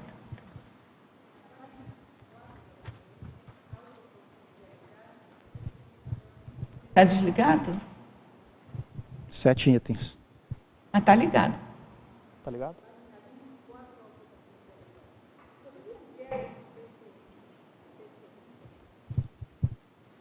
Então, o que eu vejo? Que quando a pessoa ela reconhece realmente que ela tem ProEx, se torna mais autoconvicta com relação a isso, consequentemente vão se dirimir, vão diminuir, né, vão se extinguir até um certo ponto, ou começa a se extinguir as dúvidas, certas dúvidas modificadoras, como a gente estava dizendo, né, é aquilo que vamos dizer assim, que gera uma crise na pessoa, mas uma crise que não é sadia, né, que igual a gente estava falando, dúvida. Para a gente se movimentar, a gente tem que duvidar de alguma coisa, senão a gente não se movimenta. Né? O princípio da descrença, ele sobrevive com dúvidas, né? Exatamente. Você cria dúvidas, mas positivas, né? Isso. Então, o que acontece? Dúvidas modificadoras, eu coloco aqui esses exemplos, que seria justamente o quê? Então, se você começa a ter noção de tudo isso, então, por exemplo, começa a ficar mais claro para a pessoa, questão, por exemplo, item 6, personalidade consecutiva. Então, para mim, eu estou começando a mapear isso, mas com vários elementos mostrando que o negócio da escrita ele é holobiográfico e que praticamente, assim, tem vários insights, várias coisas aí que me mostram ter trabalhado com a escrita na vida anterior. Então isso vai ficando mais claro para a pessoa. A influência da paragenética nas tendências atuais. Então, às vezes a pessoa fala, será que existe isso? Existe holobiografia? Existe paragenética? Então, se você começa a entender mais sobre ProEx, naturalmente, você vai começar a reconhecer certas tendências suas, ou tendências inatas, ou manifestações que você tem, como não sendo de agora, sejam positivas ou não. Né? mas aquilo fica mais claro para você. A própria questão do curso intermissivo, da existência de um curso intermissivo, né? É a mesma coisa. Eu acho que isso aqui de uma maneira geral, né? Não sei se você tem alguma dúvida específica aqui em relação a isso, né? O que está escrito aqui. Mas, por exemplo, autorrevezamento. Se eu pego o negócio da escrita e vejo que isso veio se manifestando ali desde a infância, da pré-adolescência, aquilo já veio à tona de uma maneira espontânea. E aí depois o negócio vem com a conscienciologia para eu começar a escrever, e eu nunca tive um treinamento aprofundado para a escrita, mas aquilo vem. Então eu vejo que há um continuismo, até quando você pega a personalidade consecutiva e a análise da holobiografia dentro da questão da escrita. Assim como tem gente que provavelmente a linha dela é mais dentro do parapsiquismo, e ela vem trabalhando com parapsiquismo ao longo de várias vidas, e ela tem o parapsiquismo forte, ela começa a ver que aquilo tem mais a ver com a proex dela, é o parapsiquismo em si, por exemplo, e aí aquilo começa a diminuir as dúvidas contra essa questão de autorrevezamento e de auto-mata-pensene. E a mesma coisa quanto ao senso de imortalidade da consciência, né? Que seria uma outra condição, e aí entra as múltiplas vidas, múltiplas existências. Então, essa seria uma outra dúvida, a partir do momento que a pessoa começa a ter mais autoconvicção em relação a proex. Se é proex, essas dúvidas aqui elas começam a diminuir e provavelmente se extinguir também, né?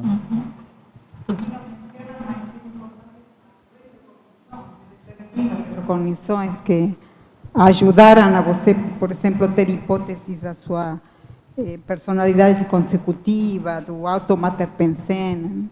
Eu acho que a questão das auto-recognições, a gente até colocou na parafatologia, deve ser uma meta da pessoa dentro disso, e isso vai ajudar.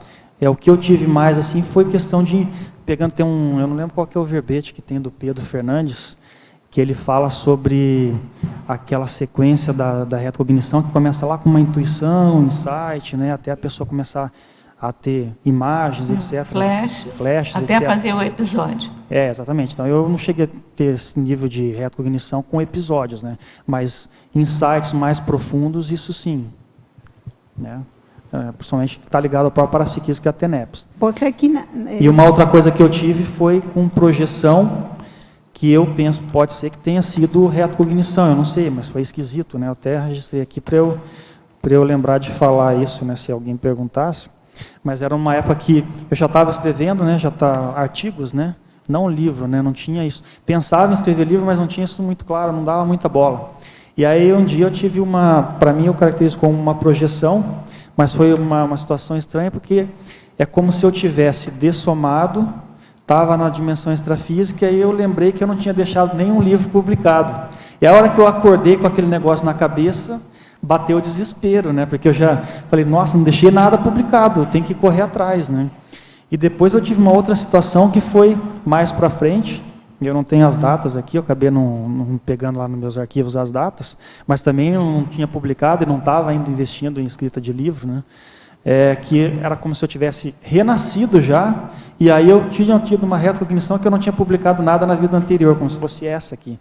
E aí eu acordei também com aquilo na cabeça. Cobrança, você teve muito aporte, desesperado então com o vamos negócio, lá. né? Eu não sei se isso, eu não posso dizer que isso foi retrocognição, mas pelo menos projeção eu posso dizer que tem projeção. Autocobrança, né? Não sei se foi retrocognitiva ou se foi mais vexaminosa, né, o negócio, né? O que foi aí, mas que tinha... Ou as duas coisas ao mesmo tempo, né? Exatamente.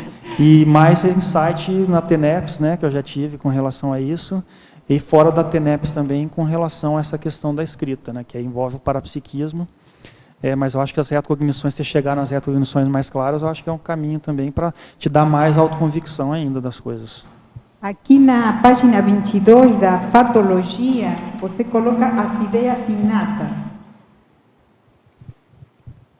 O item, as ideias inatas, tem a ver com essas projeções que você tem a ver com insight, na TENEPS, ou não, a ideia inata eu acho que... O trabalho mesmo seu? No meu caso, o exemplo maior que eu tenho é esse livro aí infantil, que eu acabei perdendo, porque ele ficou na escola.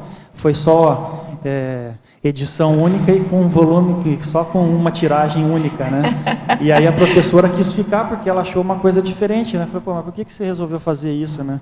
E aí quis guardar lá na escola, então eu nem sei se isso existe mais. Deve estar lá na escola, vai lá que deve estar, né? Eu acho que essa é uma... Se não fizeram nenhuma reforma, jogaram fora. Mas é uma questão de ideia inata que eu vejo que...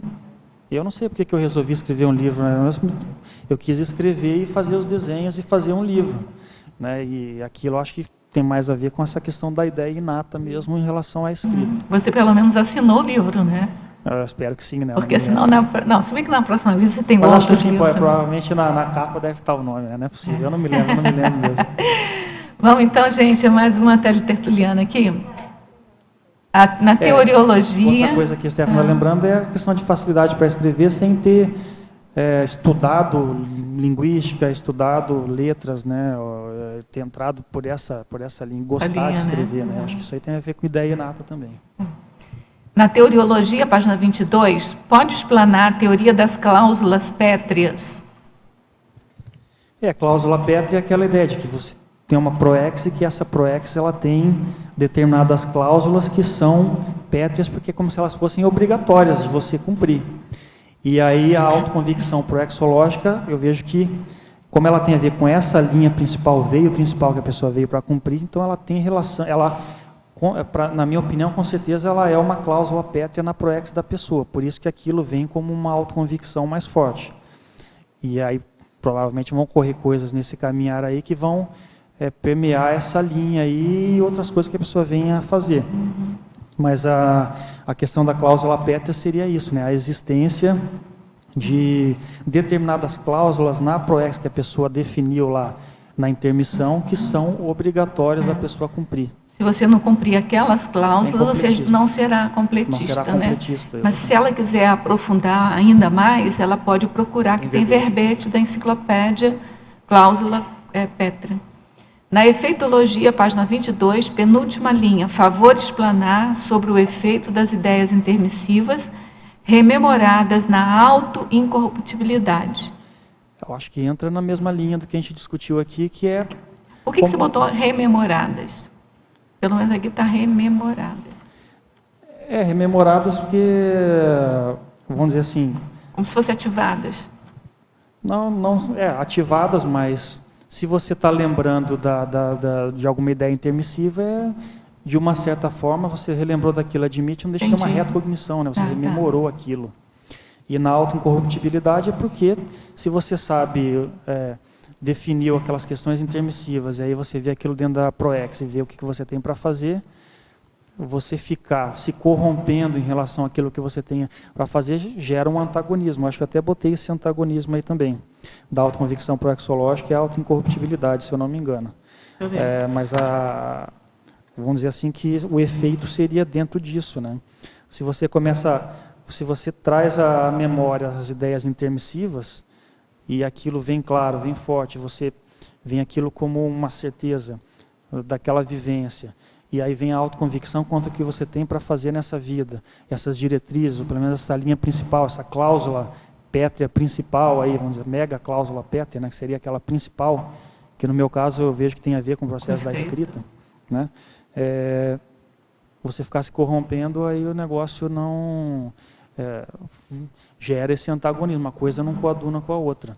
A pessoa ela acaba tendo que trabalhar para superar qualquer tipo de autocorrupção que ela venha a ter, para se dedicar ao processo de que ela na venha a fazer. neosinapsologia, página 22, pode, por favor, expandir e, se possível, exemplificar a recuperação e aplicação das paraneosinapses intermissivas na vida humana?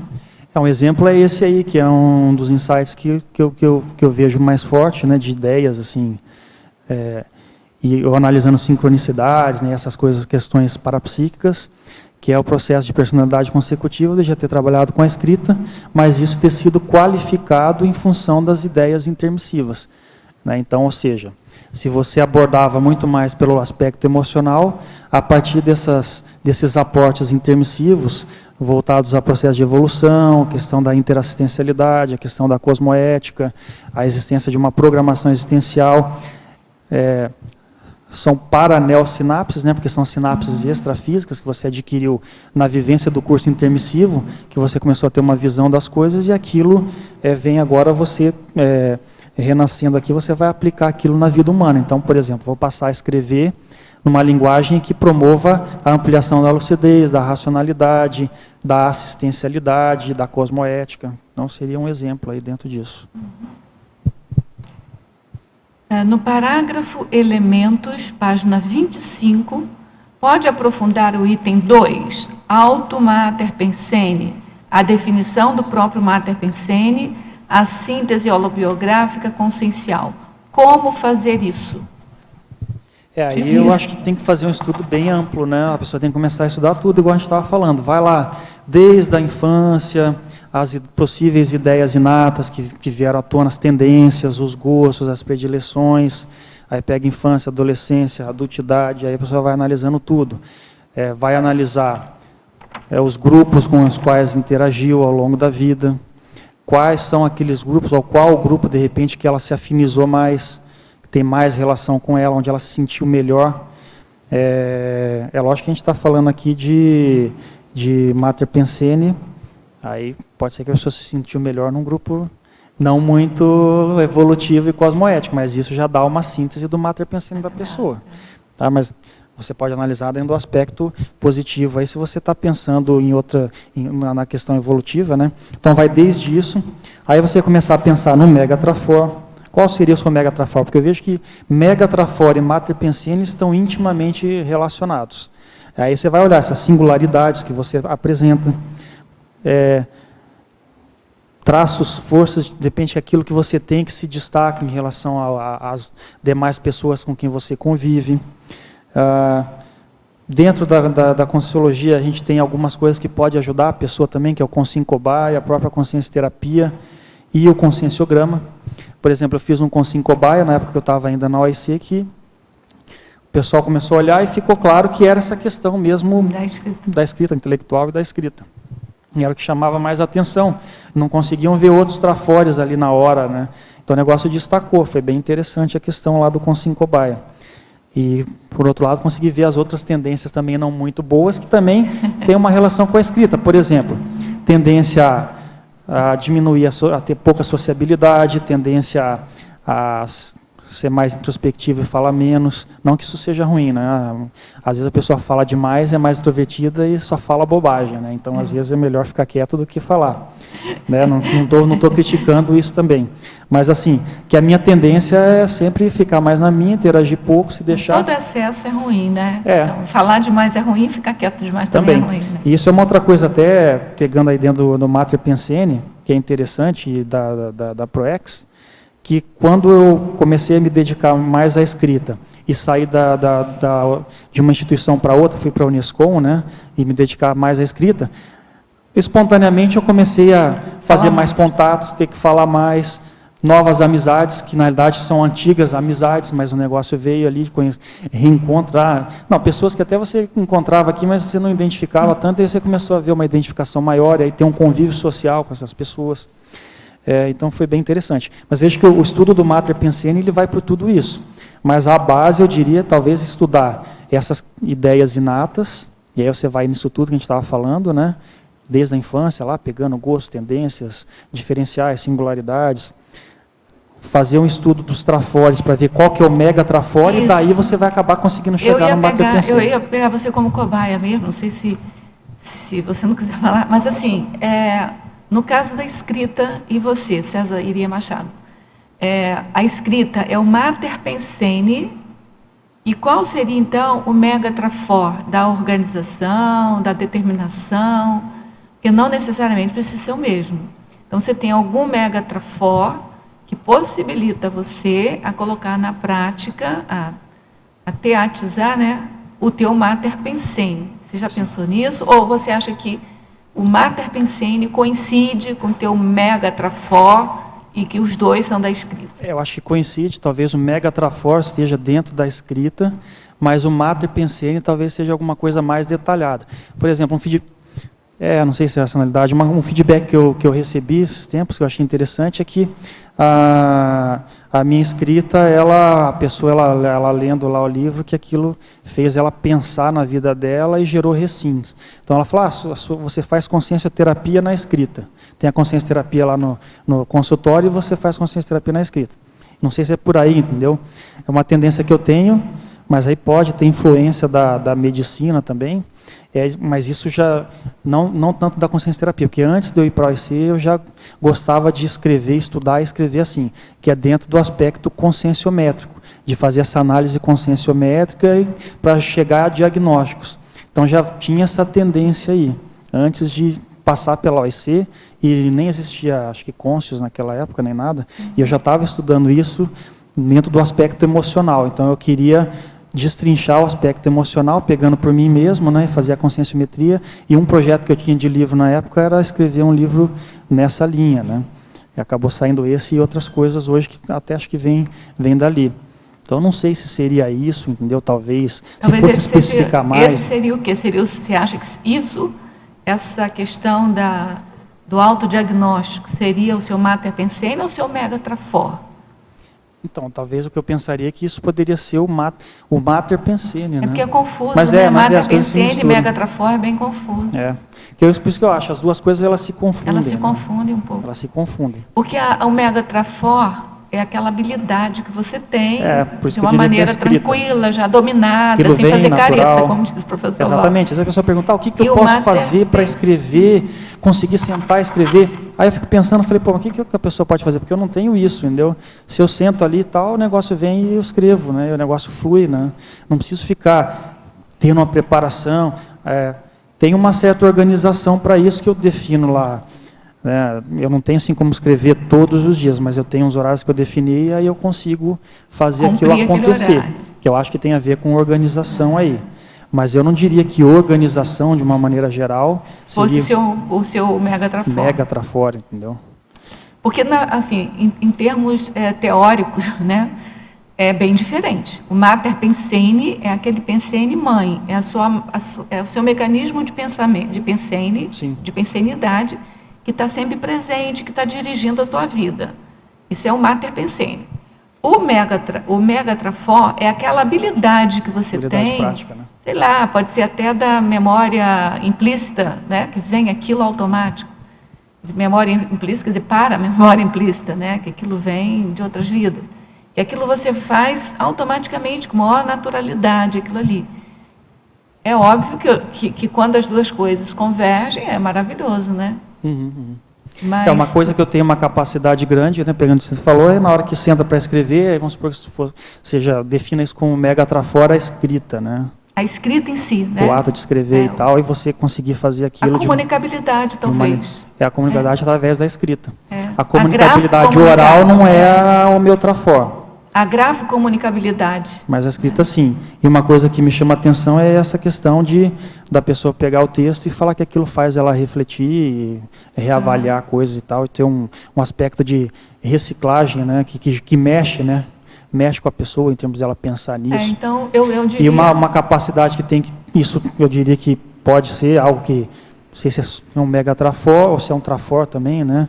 Ou seria o Mater Pensene, que é essa capacidade de fazer a introspecção, e aí... Isso para mim é Trafor. Raciocinar em cima, ou racionalizar em cima dos assuntos, é Trafor. E aí transformar em escrita. Isso é Trafor, porque isso é um atributo consciencial que você tem, que está bem elaborado, que está bem trabalhado. Tem muita ideia, mas não consegue transformar em escrita. Isso é um Trafor.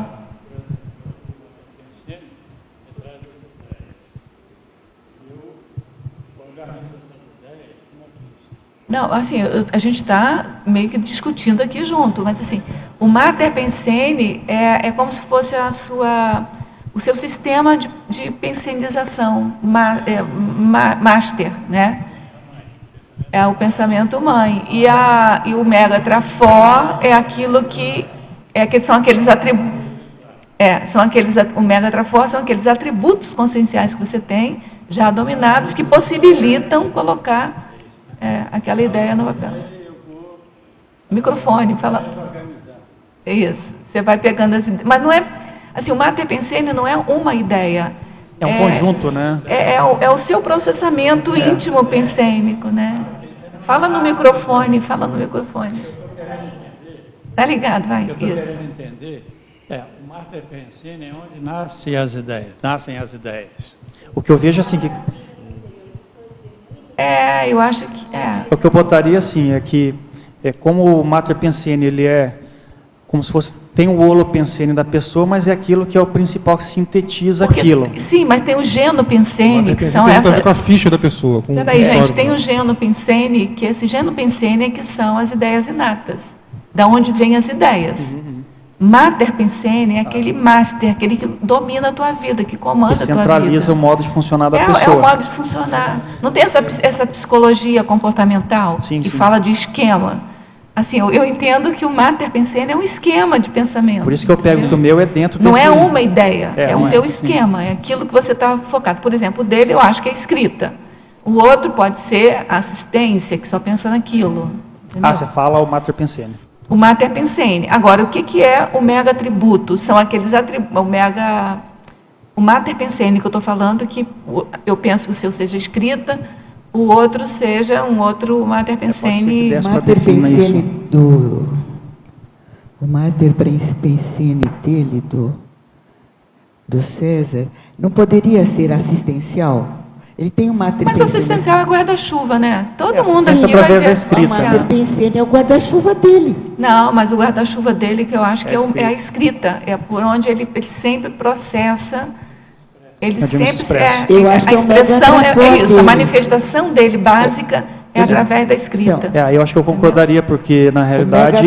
Mas é claro que ele faz assistência através da escrita. Mas assim... Mas acho que não é... ele não pensou, olha só, o que eu vejo no caso dele. Ele não está querendo fazer assistência e encontrou a escrita para fazer assistência, não é isso? Não. Já faz parte dele. Já faz parte dele, o processo mental dele já é de escrita.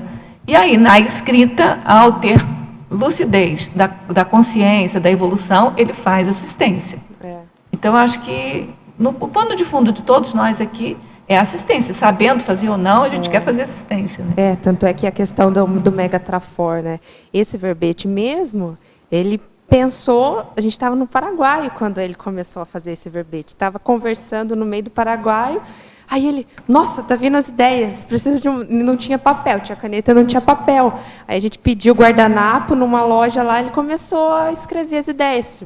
Uma coisa totalmente atípica para a maioria das pessoas, né? Ficar pensando e conseguir colocar as ideias no papel no meio do Paraguai, né? Uma coisa que assim, é detalhe, mas tem que ser observado nessa questão. O Mater Pensene não estaria nessas ideias? Não, o Mater Pensene dele foi ele pedir o guardanapo para escrever. Primeira coisa que ele pensou foi escrever. Por exemplo, a gente poderia... por exemplo, se fosse uma outra pessoa, conversar, tive uma ideia, não sei o quê, mas assim, vamos lá comprar meu computador logo, porque, né?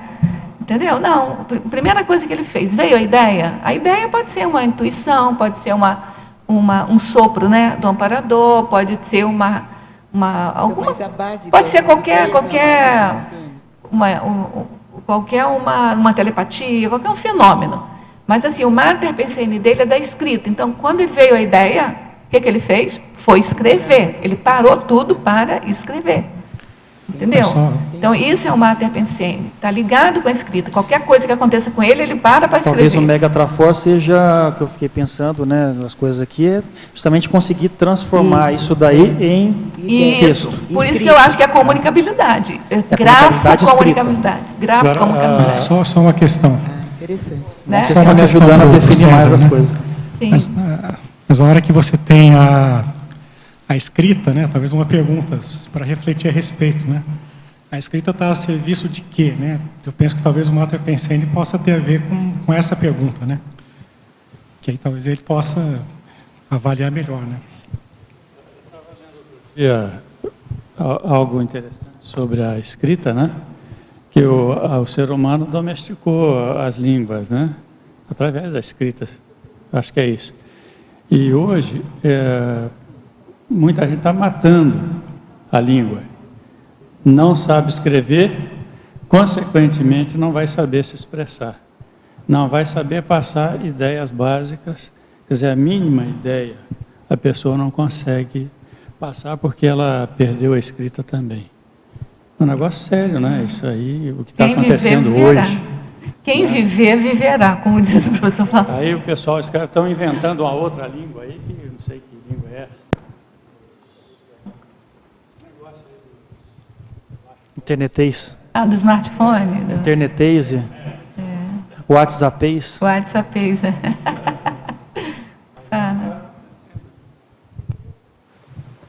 Oi, eu queria fazer uma pergunta sobre tu livro de proatividade evolutiva. Como você escolheu esse assunto? Como você chegou à escolha desse assunto de produtividade evolutiva? Como que foi? Pode explicar um pouquinho?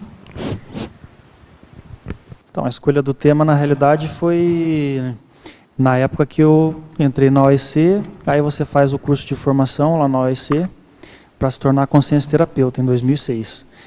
E para você concluir o curso, você tem que fazer um trabalho de conclusão de curso, uma gestação consciencial autoconsciencioterápica, né? Autoconsciência terápica. E aí eu escolhi esse tema aí da proatividade evolutiva como tema de conclusão lá.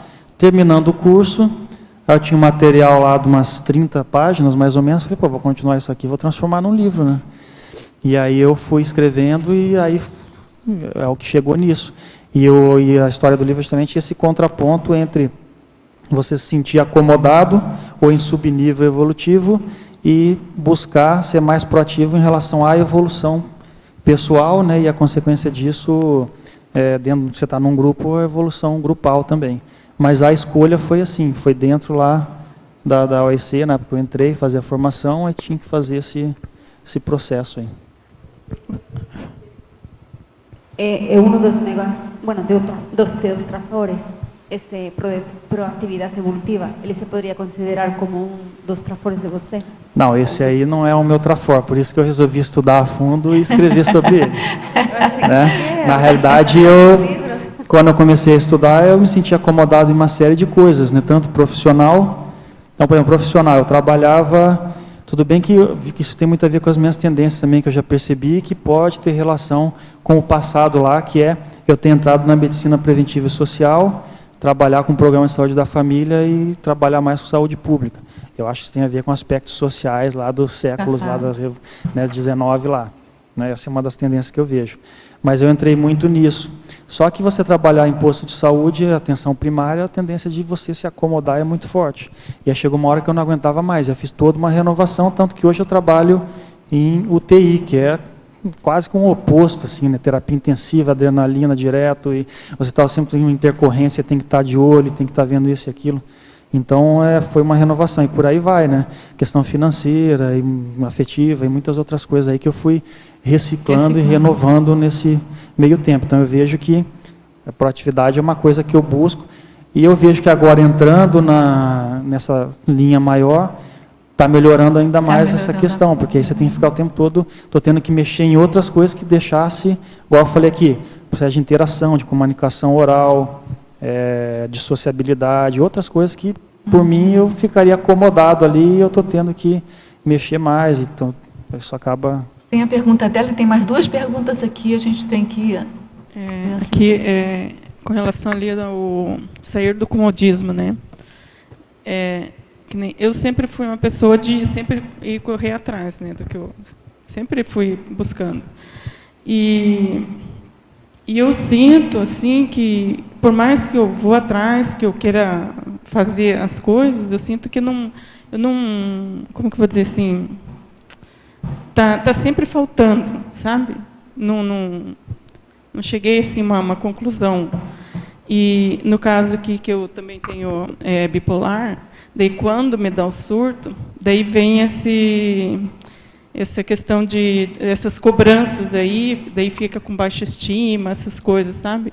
O que você me diria aí para melhorar aí? Porque eu já fiz vários cursos aí, já fiz com Sincobaia, já fiz a consciência terapia, já fiz, estou fazendo agora a Recim 1.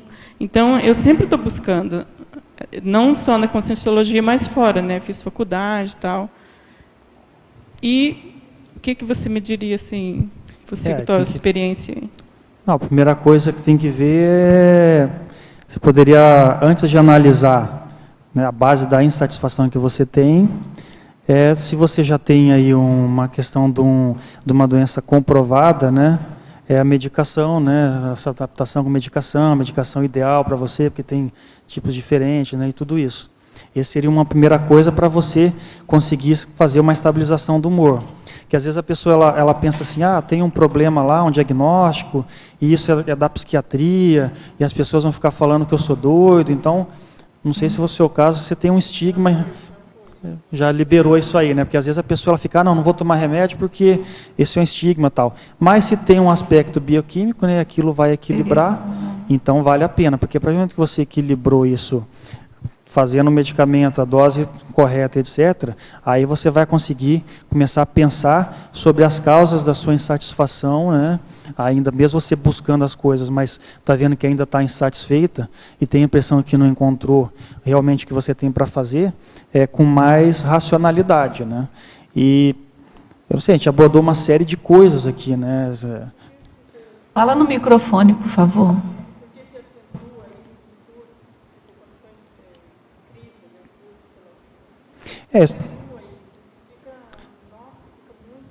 Então, mas aí tem a ver com a medicação, né? Provavelmente tem a ver com a sua doença mesmo, né?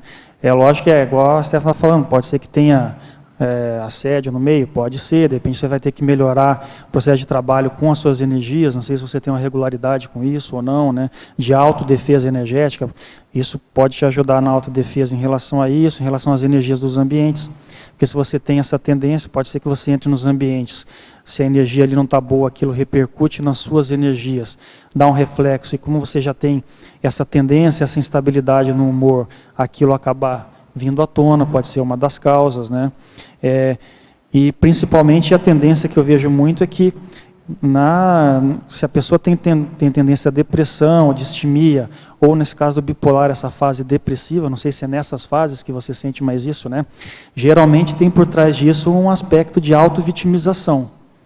Ou seja, o que é autovitimização? A hora que entra nessa fase, a pessoa dentro de algum nível ali, de algum modo dela de pensar, de raciocinar, ela se coloca como uma condição de vítima. E aí você comentou do comodismo, né, que você falou que você tem tendência e tal. Nessa fase a tendência é a pessoa que se acomodar e começar a se queixar, se lamentar, de repente se colocar para baixo por algum motivo. Então talvez esteja faltando aí você começar, apesar que você já está fazendo isso, né, você está fazendo vários investimentos, né, fez com Syncobaia, fez com Ciência Terapia, está fazendo Recim, que eu acho que é você mapear cada vez mais, não só tendências patológicas, tipo trafares, né, mas principalmente os trafores, né, porque eu vejo que nessa fase tem que valorizar os próprios trafores, porque nessa fase para baixo, depressiva, de distimia, ou de se desvalorizar, o que vai te manter, te puxar? É o trafor. Por isso que eu coloco aqui, até eu coloco a questão da autovitimização aqui, síndrome da autovitimização na sindromologia, né, como uma da...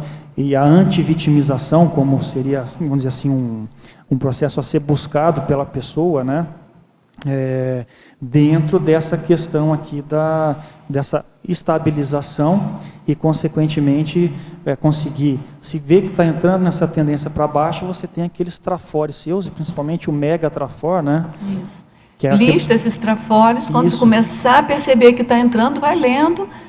Você tem que ter formas de se autodesassediar e mudar o foco. Seja o trabalho de energias, seja caracterizando bem os seus trafores. Qual que é o seu diferencial? Entendeu? O que você se destaca mais? Qual que é o mega trafor? E se apega nisso. Né? E se apega nisso, entendeu? Não, peraí, eu tenho isso aqui, eu sou assim. Agora você falou... Por que eu estou me colocando para baixo? Buscar racionalizar em cima daquilo, né? Para você não... Agora você falou uma coisa importantíssima. Peraí, tem que falar no microfone. A hora que você falou do trabalho energético, eu acho que isso é fundamental também. Não adianta só ficar vendo a lista dos trafores, tem que ver a questão energética, né? E eu acho que uma coisa importante também é você conseguir identificar e valorizar esses seus trafores e usar ele para fazer assistência. Porque eu vejo que isso é uma coisa a partir do momento que a gente usa o que a gente sabe, direcionando para fazer assistência para os outros, para estar ajudando de alguma forma, essa sensação de que algo está faltando, de que não estou fazendo nada, ela é amenizada, né? Então, eu acho que é você identificar e canalizar isso para fazer alguma coisa em prol dos outros, que daí a gente acaba esquecendo um pouquinho, né, da gente mesmo. A gente já pode ir passando aqui, porque tem 2 perguntas aqui, depois a gente continua conversando, tá? Na estrangeirismologia, é citado os inputs proexológicos pessoais recebidos desde a infância. É possível que mesmo a pessoa intermissivista não tenha isso? Ou seja, não tenha esses inputs proexológicos? Se isso ocorrer, como fazê-lo na adultidade? O verbetógrafo mediado ou tertulianos pode me ajudar nessa reflexão? Mas sempre vai ter a pessoa que não estudou ainda. É igual a gente estava conversando aqui. Você pega a família, pega a mãe, né, e por aí vai. Pega lá os aportes todos, né? Alguma ideia inata que veio, as escolhas. Por que você escolheu determinada profissão, determinada linha, determinada faculdade, os gostos, as tendências. Tudo isso, algumas dessas coisas vão mostrar alguns inputs ou aportes, né, proexológicos que você recebeu ao longo da vida. Desde da família pode ter alguma coisa, até pegando ali suas tendências, né, suas tendências inatas e por aí vai. Então, eu vejo que talvez o que está faltando é fazer um estudo mais detalhado dentro de todas essas características, né, essas coisas que a gente comentou hoje aqui. Você pode falar bem rapidamente, o nosso tempo está terminando, o crescendo patológico, dúvidas mortificadoras, Melim Melex. Porque ela deve ser novata. Porque se você mantém dúvidas mortificadoras, igual aquela que a gente listou ali no final, né, não vou repetir, porque uma coisa é aquilo que a gente falou aqui muito, né, se você precisa de duvidar das coisas para você evoluir, para você tem que questionar. A dúvida ela é a base do princípio da descrença, ou seja, você não acreditar em nada e buscar ter as suas experiências pessoais, né? Mas dúvidas mortificadoras é aquilo que a gente chama dentro da conscienciologia, de você ter determinadas incertezas em relação ao próprio paradigma consciencial. Será que existe multidimensionalidade? Será que existe paragenética, holobiografia? Será que eu vou morrer e vou nascer de novo? Então, se a pessoa ela vai mantendo essa série de dúvidas em relação ao que ela veio em relação à própria ProEx, fica com essas incertezas, com esses medos, volta e meia, aquilo vai e vem, vai passando a vida, a tendência é chegar no final da vida nessa melim, que é melancolia intrafísica, né? A pessoa fica lá melancólica, aquilo é um sinal de que ela está incompletista, ela desviou do que ela deveria ter feito, ou fez menos do que deveria ter feito. E uma coisa a se esperar é essa melancolia extrafísica, depois que ela dessoma, né? Então ela passar por esse período de melancolia, a hora que ela enxerga que ela perdeu tempo, que ela comeu bola nessa, né? Que agora vai ficar para a próxima. Então, né, César, vamos começar a desenvolver a nossa autoconvicção proexológica para não ter melex, não é isso? A gente agradece a você. Eu que agradeço a oportunidade. A gente agradece a você. Parabeniza pelo tema, pelo verbete, pela defesa. A gente agradece a todos vocês presentes aqui, pelas perguntas, pelas energias. Agradecemos a todos os teletertulianos e convidamos vocês para continuarem participando das tertúlias diariamente, de 12h30 a 2h30, né? Porque são os tertulianos, teletertulianos, junto com o verbetógrafo, que movimentam aí o debate, tá certo? Então, a gente passa agora para os comerciais. Obrigada. Na tertúlia de hoje, nós tivemos 23 assinaturas no livro de presença, 26 perguntas presenciais e 23 perguntas online. Agora vamos passar aos recados.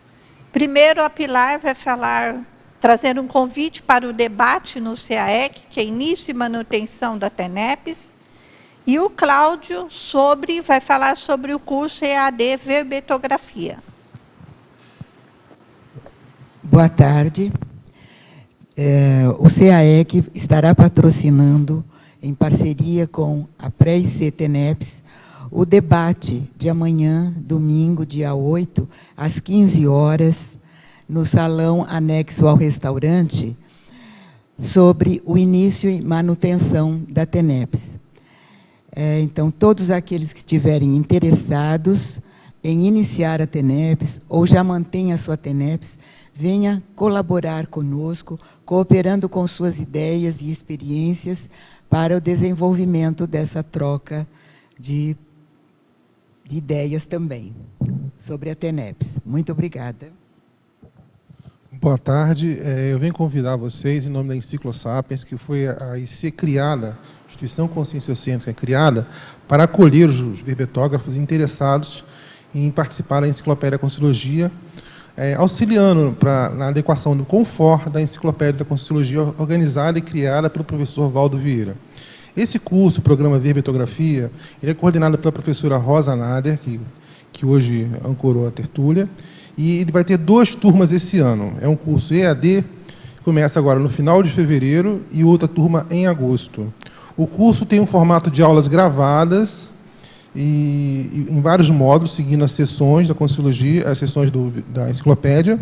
E nas quintas-feiras tem a aula de Tira Dúvidas, quinta-feira à noite. Então, estão todos convidados a participar desse projeto e também participar desse curso EAD. Maiores informações, telefone 3525-2652. Muito obrigado. Para amanhã nós teremos o verbete Linguagem Dogmática, da especialidade Autoconscienciometrologia, o verbetógrafo, neoverbetógrafo Gilderley Colares. Obrigada a todos, convidamos para a tertúlia amanhã.